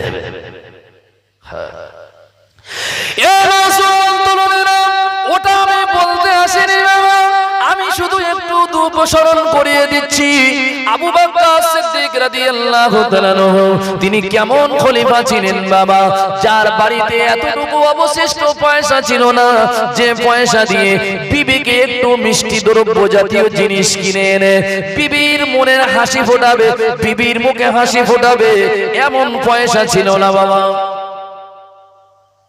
আমাদের প্রধানমন্ত্রী একটা চশমা পরে কত টাকা দাম জানেন? পড়লে আপনি এক্ষুনি আপনার হার্ট অ্যাটাক হবে। একটা কোট পরে কত টাকা দাম জানেন? একটা কোট পরে শুধু 1,80,000 টাকা দামের। একটা চশমা 1.5 লক্ষ টাকা দাম। শুনলে অবাক হয়ে যাবেন বাবা, কার পশম খারাপ হয়ে যাবে। কার টাকা? জনগণের টাকা। কিসের ভয়? আমাদের টাকা, আমাদের রক্ত খামা মেহনতের টাকা, আমাদের শরীরের ঘাম ঝরানোর টাকা। কি কথা ঠিক না বলবো? ভাইরা বাবাজিরা, মুসলমান তরুণেরা, ভুল আমাকে বুঝবেন না। আমিরুল মুমিনিন যখন বলেছিল, বিবি গো তোমার এই আবদারটা আমি তো পূরণ করতে পারছি না, আমি আমিরুল মুমিনিন, আমার কাছে এতটুকু টাকা নাই যে টাকা দিয়ে আমি তোমাকে একটু মিষ্টি এনে তোমার মনে একটু হাসি ফুটিয়ে দেব। ভাইরা বাবাজিরা, আমিরুল মুমিনিনের বিবি আম্মা জান আয়েশার মা ওই সময় বলেছিল, এ আমার প্রাণ প্রিয় স্বামী, তাহলে আপনাকে নিয়ে টেনশন যেন আপনি করবেন না, আমি যদি পারি কিছু টাকা সংগ্রহ করে আমি কিন্তু আপনাকে কিন্তু কিছু টাকা দিলে মিষ্টি এনে দেবেন।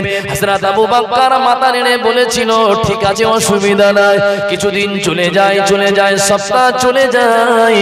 হযরত আবু বকর সিদ্দিক রাদিয়াল্লাহু আনহুর বিবি সংসার চালিয়ে একটু খরচ কম করে করে বাবা কিছু টাকা বাড়তি হয়েছে, আমিরুল মুমিনিন আবু বকর সিদ্দিকের হাতে তুলে দিয়ে বললেন, আমিরুল মুমিনিন খলিফাতুল মুসলিমিন, আমার প্রাণ প্রিয় স্বামী আবু বকর,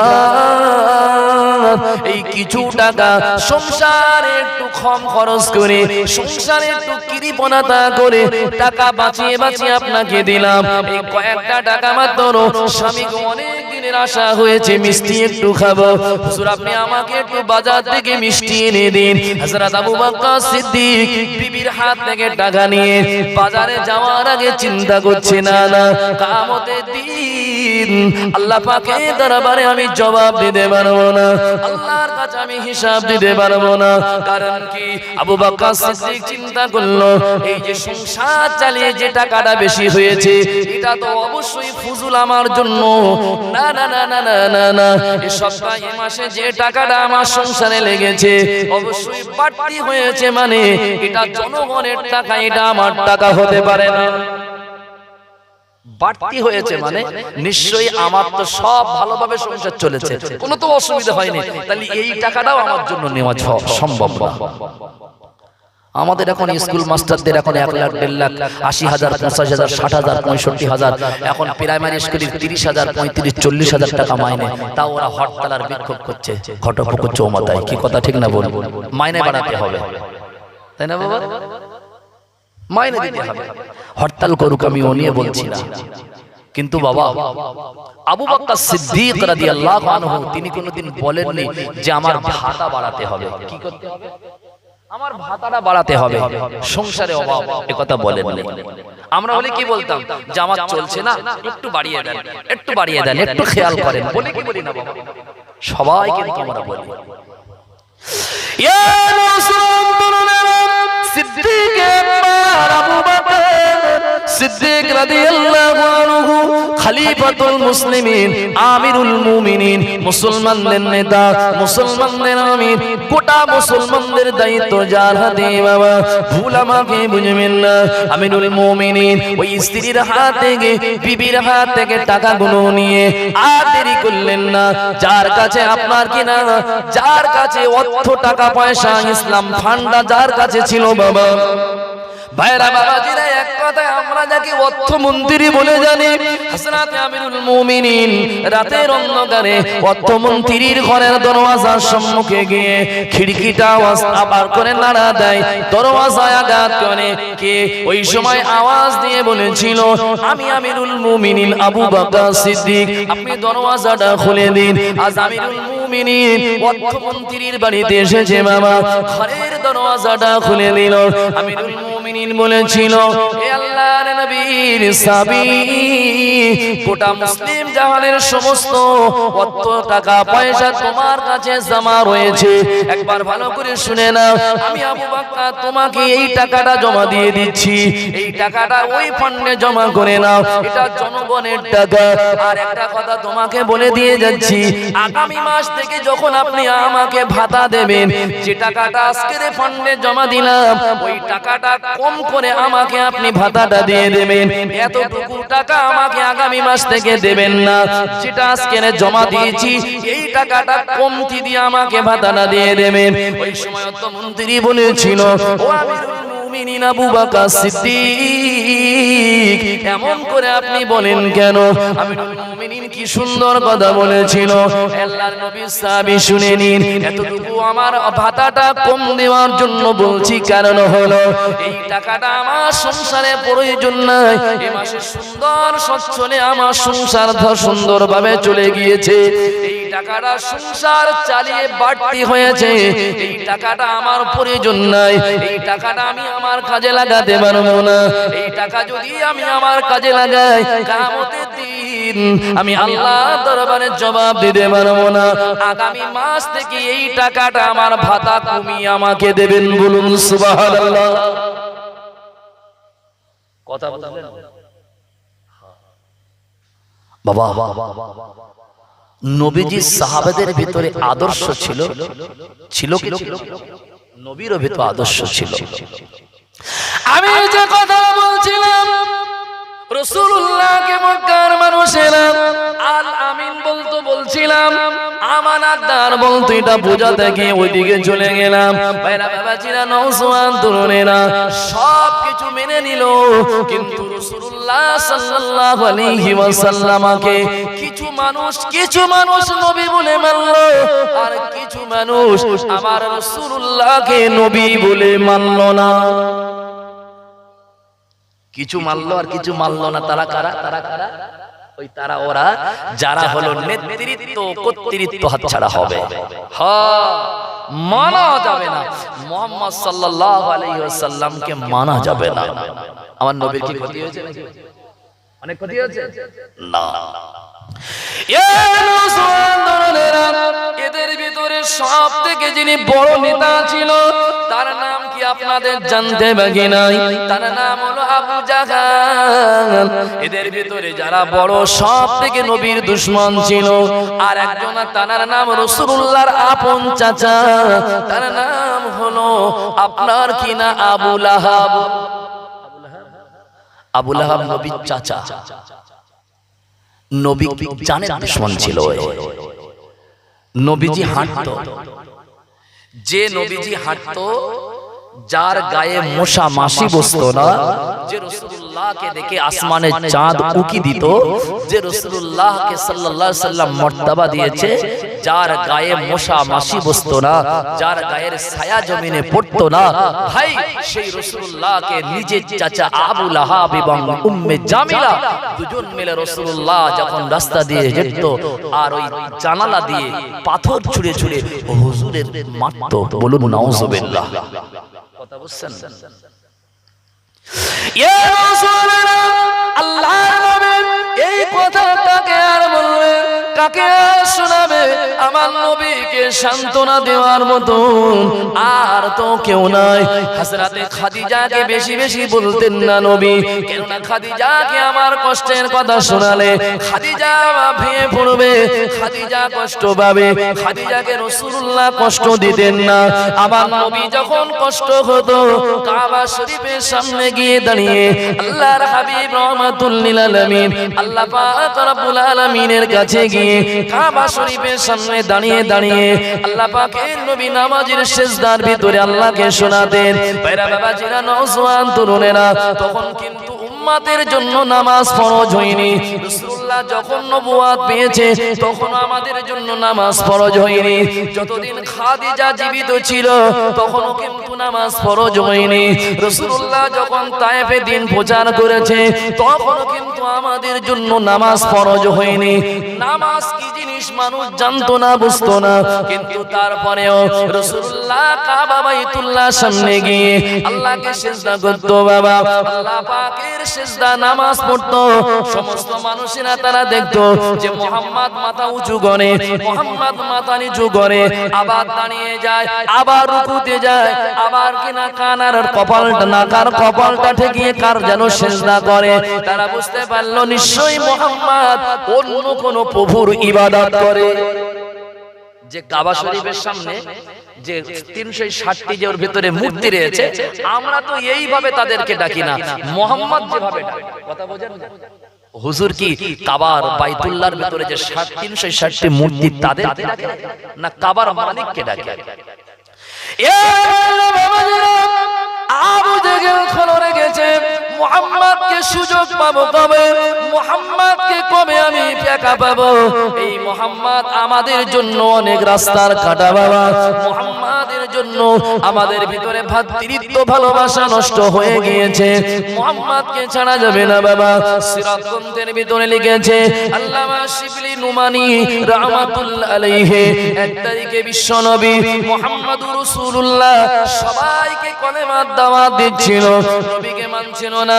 নবী কাবার মালিককে লক্ষ্য করে কাবা শরীফের সামনে গিয়ে আমার আল্লাহর কাছে বলছিলেন, আল্লাহ এই কাবা বাইতুল্লাহ শরীফের সামনে দাঁড়িয়েছি, আল্লাহ মক্কার মাটিতে আপনার ইসলাম, আপনার দ্বীন, আপনার তাওহীদের বাণী প্রচার করাটা আমি মুহাম্মাদের জন্য সহজ করে দাও। আল্লাহর নবী এমন করে কাঁদছিলেন আল্লাহর কাছে। ও ভাইরা বাবাজি, বাবাজিরা এমন সময় পেছন দিক থেকে একজন কিনা নবীর জানের দুশমন যার নাম হলো আবু জাহল, আবু জাহল এসে সোনার নবী মুহাম্মদুর রাসূলুল্লাহ সাল্লাল্লাহু আলাইহি ওয়াসাল্লাম আমাদের নবী মাসুম নবী এতিম নবী বাফারা নবী মাগারা নবীকে লক্ষ্য করে আবু জাহল হাতের চাবুক দিয়ে মুহাম্মদুর রাসূলুল্লাহকে মারতে লাগে। বলুন নাউযুবিল্লাহ। নবীকে এত মার মেরেছিল, নবী এমন মানুষ ছিল মার খেতেন কিন্তু কোনোদিন মারতেন না। সুবহানাল্লাহ। নবীকে সবাই গালি দিত কিন্তু নবী কাউকে গালি দিত না। নবীকে সবাই কষ্ট দিত, নবী তাকে কাছে ডেকে বন্ধু বলে বিদায় দিত। আলহামদুলিল্লাহ, এটাই তো নবীর আদর্শ হওয়া দরকার। সবাই কষ্ট দিয়েছে, আবু জেহেল তো আমার নবীকে অনেক কষ্ট দিয়েছে, দিয়েছে না দেয়? ইয়া বিশ্বনবী মুহাম্মদুর রাসূলুল্লাহ সাল্লাল্লাহু আলাইহি ওয়াসাল্লাম তাই কাবা বাইতুল্লাহ সামনে দাঁড়িয়ে দাঁড়িয়ে আমার আল্লাহর কাছে বলছিল, আল্লাহ ইসলামটা আমার জন্য সহজ করে দিন, আল্লাহ কালেমা তাওহীদের কালেমাটা মানুষের কাছে পৌঁছানোটা আমার জন্য সহজ করে দিন। আল্লাহর কাছে কাঁদছিল বাবা। আবু জেহেল আমার নবীকে একা পেয়ে এই সুযোগটার হাতছাড়া করেনি, পেছন দিক থেকে এসে আমাদের নবী মুহাম্মদুর রাসূলুল্লাহ সাল্লাল্লাহু আলাইহি ওয়াসাল্লামকে এত মার মেরেছিল। তারিখের কিতাবের ভিতরে সিরাত গ্রন্থের ভিতরে এসেছে নবীর ওই চাবুকের আঘাত এমন ভাবে লেগেছিল, সোনার নবী মুহাম্মদুর রাসূলুল্লাহ কাবা বাইতুল্লাহ শরীফের চত্বরে আমার নবী বেহুশ হয়ে পড়ে গিয়েছিল।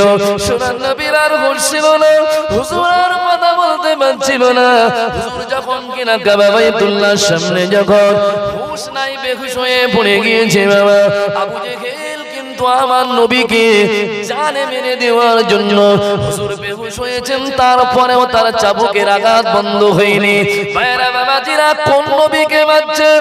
যে নবী চোর না, ডাকাত না, গুন্ডা না, মিথ্যাবাদী না, কারোর মাল আত্মসাৎ করেনি, কাউকে জীবনে মনে কষ্ট দেয়নি, কাউকে যিনি প্রতিশোধ নেননি, যে নবী ব্যথার ব্যতীত নবী ছিল, দুঃখের ভাগীদার ছিল, শান্তিপ্রিয় নবী ছিল, মানুষের মানুষ মানবতার প্রতীক ছিল, সেই মুহাম্মদুর রাসূলুল্লাহ হলো গোটা বিশ্বের মানবতার মুক্তির দূত। আল্লাহ পাক রব্বুল আলামিন যাকে সম্মান দিয়ে আরশে আজিমের মেহমান বানিয়েছিল, যার কদমের ধুলার বরকতে আরশে আজিম ধন্য হয়েছিল, ওই বিশ্ব নবী মুহাম্মদুর রাসূলুল্লাহকে আবু জেহেল একা পেয়ে এত মার মারছিল। ভাইরা বাবাজিরা, ও মুসলমান তরুণেরা, দোস্তরা বুঝবেন, ভুল আমাকে বুঝবেন না। আবু জেহেলের দাসী, আবু জেহেলের কৃতদাস দূর থেকে দাঁড়িয়ে দাঁড়িয়ে এই অবস্থাটা দেখে আর সহ্য করতে পারছিল না। আবু জেহেলের দাসী হতে পারে, আবু জেহেলের কিলা কিলা গোলাম হতে পারে, কিন্তু বিশ্ব নবীর চেহারার ভিতরে সৌন্দর্য থাকার কারণে বিশ্ব নবী আল্লাহ পাক তাকে অনেক মর্যাদা দিয়েছিল, যার মানবতায় কিন্তু সবাই মুগ্ধ ছিল, যার আচার আচরণে সবাই পাক আশিক ছিল, যার ভালোবাসায় গোটা মক্কার জমিনের মানুষগুলো ভালো হয়ে গিয়েছিল।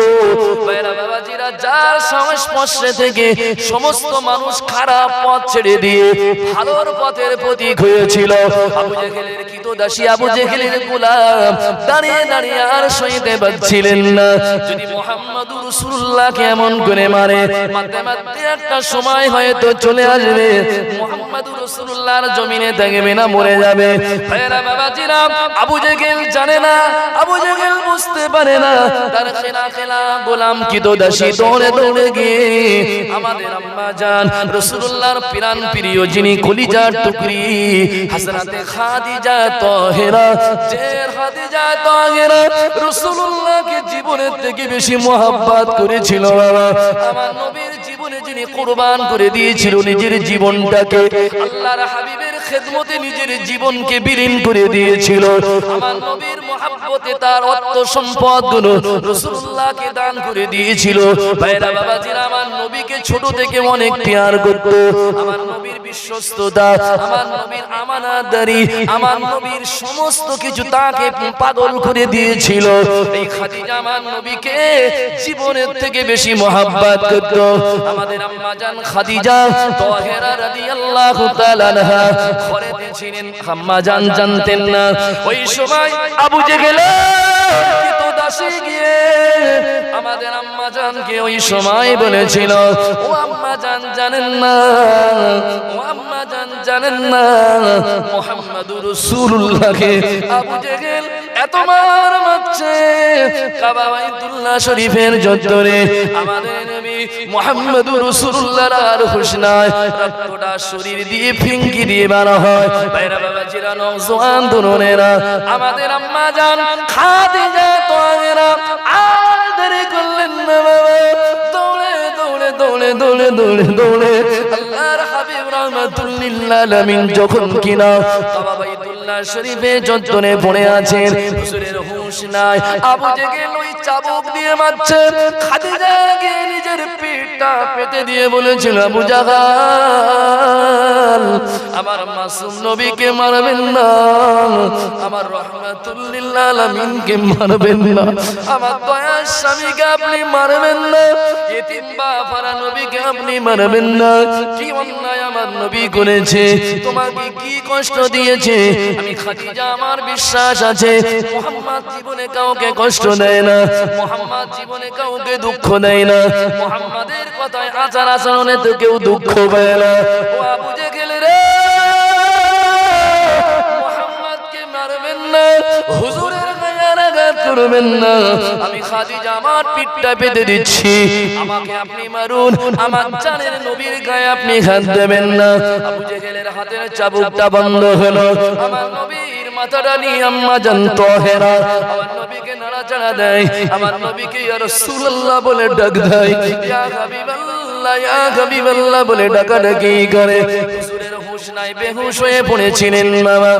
এ নওজোয়ান তরুণেরা, আল্লাহর নবীর আপনার কিনা মস্তক মোবারকটা নিয়ে আম্মা জান নিজের জানের উপর রেখে দিয়ে আমাদের আম্মা জান খাদিজা তাহেরা রাদিয়াল্লাহু তাআলা আমার নবীকে লক্ষ্য করে কাঁদছিলেন, আল্লাহ দরবারে হাত তুলে বলছিলেন, রব্বুল আলামিন, আমি খাদিজা আর জমিনে বেঁচে থাকার কোনো দরকার নাই, আল্লাহ পাক আপনার কাছে দোয়া চাই, আমি খাদিজা জমিন থেকে চলে গেলে দিনের কোনো ক্ষতি হবে না, তোমার ইসলামের কোনো ক্ষতি হবে না, ইয়া রাব্বুল আলামিন। কিন্তু আমার নবী মুহাম্মদুর রাসূলুল্লাহ যদি কিছু হয়ে যায়, দিন ক্ষতি হয়ে যাবে, ইসলামের ক্ষতি হয়ে যাবে।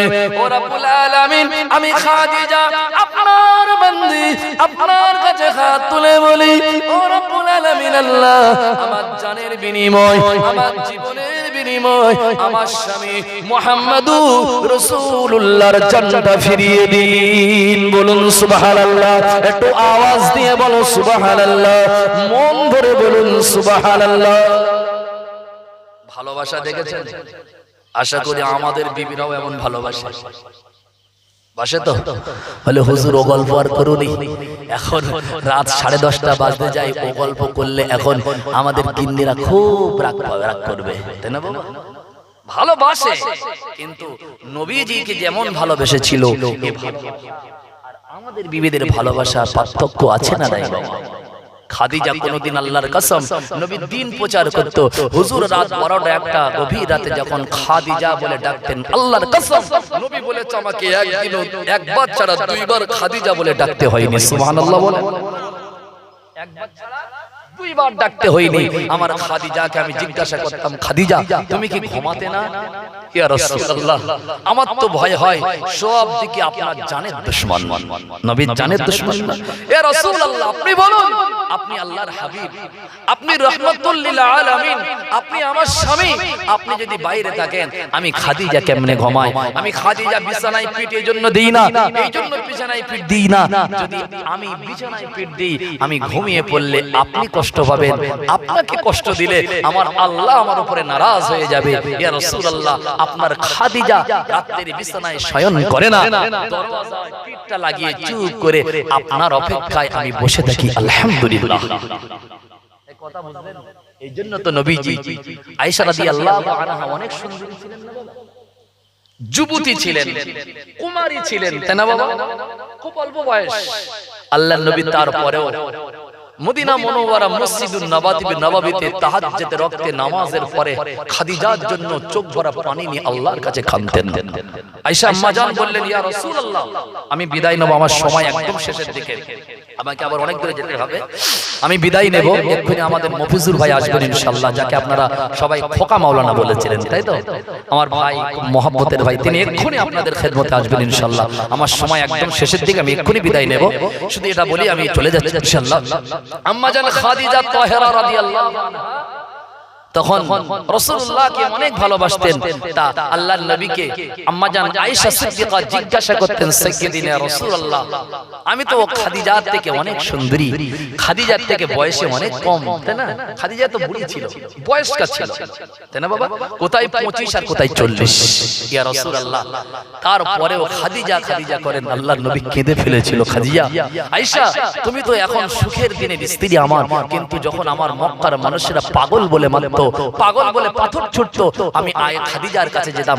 খাদিজা আমাকে বুকের ভিতরে নিয়ে ইয়া নবী বলে, রাসূলুল্লাহ বলে, হাবিবুল্লাহ বলে আমাকে জড়িয়ে ধরে আমাকে সান্ত্বনা দিত। বলুন সুবহানাল্লাহ। যখন মক্কার জমিনে আমার হাতে কেউ কালেমা পড়েনি, আমার খাদিজা আমার হাতে কালেমা পড়ে ঈমান এনেছে। বলুন আলহামদুলিল্লাহ। কথা বোঝেন না? সেই খাদিজা আম্মা জান কি করছে? রাসূলুল্লাহকে বলছে, রব্বি আল্লাহ, আমার জানের বিনিময়ে আমার নবীর জান ফিরিয়ে দিন।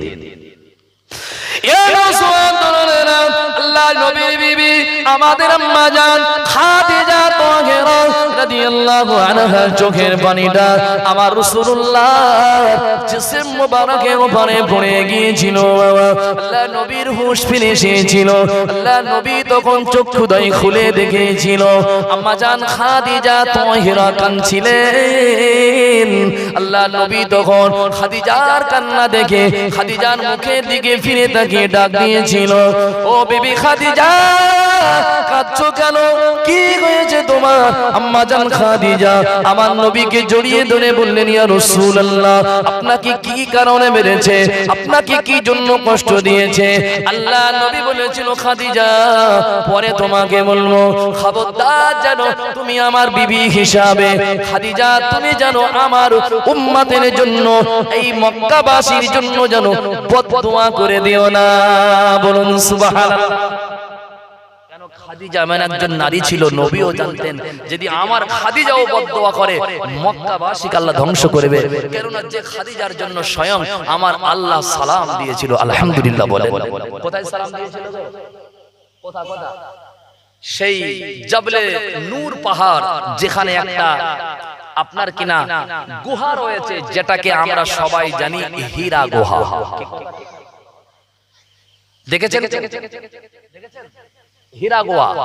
আজ থেকে 1 মাস আগে আল্লাহ পাক আমাকে ওই গুহায় উঠিয়েছিল। ওখানে গিয়ে 2 রাকাত শুকরের নামাজ পড়েছি। আল্লাহ পাক আমাকে নিয়ে গিয়েছিল ওই জায়গায় এসে আমি অনেকটা আল্লাহর কাছে কেঁদেছি। কেননা এই জায়গায় তো সে আম্মা জানের খাদিজা তাহেরার পা এবং কদম মোবারকের ছাপ। সবথেকে বড় আশ্চর্য হয়েছিলাম, অবাক হয়ে গিয়েছিলাম যে উঠতে সময় লেগেছে 2.5 ঘন্টা। কখন? 2.5 ঘন্টা। তাও সিঁড়ির ধাপ রয়েছে। আর সেই যুগে সেই জমানায় কিন্তু কোন এরকম ধাপ সিঁড়ি ছিল না বাবা, একদম ঢালু পাহাড়। পাহাড় তো ঢালু হয় বাবা। আম্মা জান যে আমরা একবার উঠে, এই অল্প বয়সের ছেলে একবার উঠে সাহস হয়নি যে দ্বিতীয়বার আবার এসে যে উঠবো, এ সাহসে কুলোচ্ছে না বাবা। আবার যদি যাই, আবার যাবো, এই রমজান বাদ নিয়ত করেছি ইনশাআল্লাহ, রমজানের পরে আবার যাব। সাহস হবে না যে দ্বিতীয়বার ওই পাহাড়ে আর একবার ঠেলে উঠবো। একবারই যথেষ্ট, এরকম ভাবছি। কেন? অনেক কষ্ট বাবা। উপরে উঠে যেন নিঃশ্বাস যায় যায় যায়। পানি তো ভাই 1 লিটার পানি সে 3-4 বার বসে তো শেষ বাবা। আমি শুধু একটা কথা চিন্তা করছিলাম, রাসূলুল্লাহ এই জায়গায় বসে এই গুহাতে বসে আল্লাহ পাক রব্বুল আলামিনের ইবাদত করতেন। আর আমাদের আম্মা জান খাদিজা রাদিয়াল্লাহু আনহা তিনি এই জায়গাতে দৈনন্দিন তিনি কিনা রাসূলুল্লাহর মহব্বতে কি করতেন, খাদ্য আর পানিটা নিয়ে আসতেন। একদিন, দুদিন, এক সপ্তাহ, এক মাস, নবী যতদিন ছিলেন ততদিন আমার নবীর খেদমত করেছিলেন। আলহামদুলিল্লাহ বলেন। আল্লাহ পাক খাদিজা তাহরা রাদিয়াল্লাহু আনহা আল্লাহ পাকের হাবিবের খিদমত আর ভালোবাসা আমার আল্লাহ পাক আর সহ্য করতে পারলেন না। আমার আল্লাহ অনেক খুশি হয়ে গিয়েছিলেন খাদিজার জন্য। এই নওজোয়ান তরুণারে, এই জওয়ান যুবকেরা, আমার নবীকে আমার আল্লাহ পাক আমার শুনিয়ে দিয়েছিল, এই আমার হাবিবে মুস্তাফা ও আমার হাবিবে কিবরিয়া, আমি আপনাকে শুনিয়ে দিলাম আপনার বিবি খাদিজা তাহরা রাদিয়াল্লাহু আনহা আমি তার উপরে রাজি, আমি তার উপরে খুশি। হাবিব আপনার খাদিজাকে আপনি আসলে শুনিয়ে দেবেন আমি আল্লাহ পাক আপনার খাদিজার উপরে রাজি, আমি আল্লাহ আপনার খাদিজার উপরে খুশি, আমি আল্লাহ আপনার খাদিজাকে সালাম দিলাম। জোরে বলুন সুবহানাল্লাহ, একটু আওয়াজ দিয়ে বলুন সুবহানাল্লাহ। আমার আল্লাহ খাদিজাকে সালাম। আম্মা জান খাদিজা এসেছেন, আল্লাহর নবী খাদিজাকে বলছে, বিবি খাদিজা সুসংবাদ। সুসংবাদ কি সুসংবাদ? আল্লাহ পাক রব্বুল আলামিন তোমাকে সালাম দিয়েছে। বলুন আলহামদুলিল্লাহ, তোমাকে সালাম দিয়েছে। খাদিজা তখন বললেন, ইয়া রাসূলুল্লাহ, ইয়া হাবিবাল্লাহ, মানুষ মানুষকে সালাম দেয় আমি তার উত্তর জানি, কিন্তু আল্লাহ যদি বান্দির সালাম দেয় এই সালামের জবাব তো আমার জানা নাই। ইয়া রাসূলুল্লাহ, আমাকে আল্লাহ সালাম দিয়েছে, আমি কেমনে জবাব দেব? আমার তরফ থেকে আপনি আমার আল্লাহর সালামটা দিয়ে দিন। বলুন সুবহানাল্লাহ। আম্মা জান ভালোবাসতো কি? ইয়া রাসূলুল্লাহ, রাসূলুল্লাহ জানেন খাদিজাও যদি বদদুয়া করে আল্লাহ হয়তো আমার এই মক্কাবাসীকে আপনার কিনা ধ্বংস করে দেবে। নবী এজন্য বদদুয়া করেননি। নবী আমার জানতেন যদি আমি বদদুয়া করি অন্যান্য নবীদের উম্মতের মতো সঙ্গে সঙ্গে এই মক্কাবাসীকে ধ্বংস করে দেবে। না না না না না না, যদি এরা ধ্বংস হয়ে যায়, এরা যদি কিনা ধ্বংস হয়ে যায়, তাহলে আগামী দিনে আমি কার কাছে ঈমানের বাণী তাওহীদের কালেমা লা ইলাহা ইল্লাল্লাহ মুহাম্মাদুর রাসূলুল্লাহ তাওহীদের বাণীটা কাদের কাছে আমি রাসূলুল্লাহ প্রচার করব। বলুন সুবহানাল্লাহ। রাসূলুল্লাহ বদদুয়া না করে নবীজি তাদের জন্য কিন্তু আপনার কিনা হিদায়াতের দোয়া করেছিলেন। বলুন সুবহানাল্লাহ। নবী কিন্তু অনেক জিন্দেগিতে কষ্ট করেছে না? আল্লাহ পাক রব্বুল আলামিন নবীর সেই মহব্বত আর ভালোবাসা আমাদের সিনার ভিতরে গেঁথে দিন। আল্লাহ আমাদের এই অন্তরটা হুজুরের ভালোবাসা দিয়ে পরিপূর্ণ করে দিন। হুজুরের মহব্বত আল্লাহ আমাদের দিলে পরিপূর্ণ করে দিন। সবাই বলুন আমিন, উচ্চ আওয়াজে বলুন আমিন। দুরূদ শরীফ আল্লাহুম্মা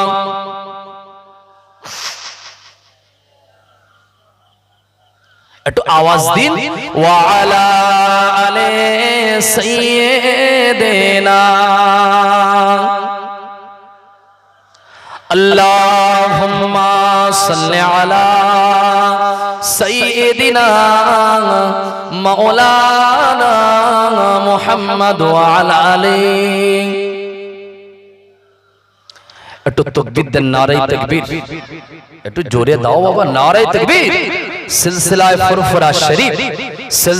ফুরফুরা শরীফ জনাব মাওলানা মুফিজুর রহমান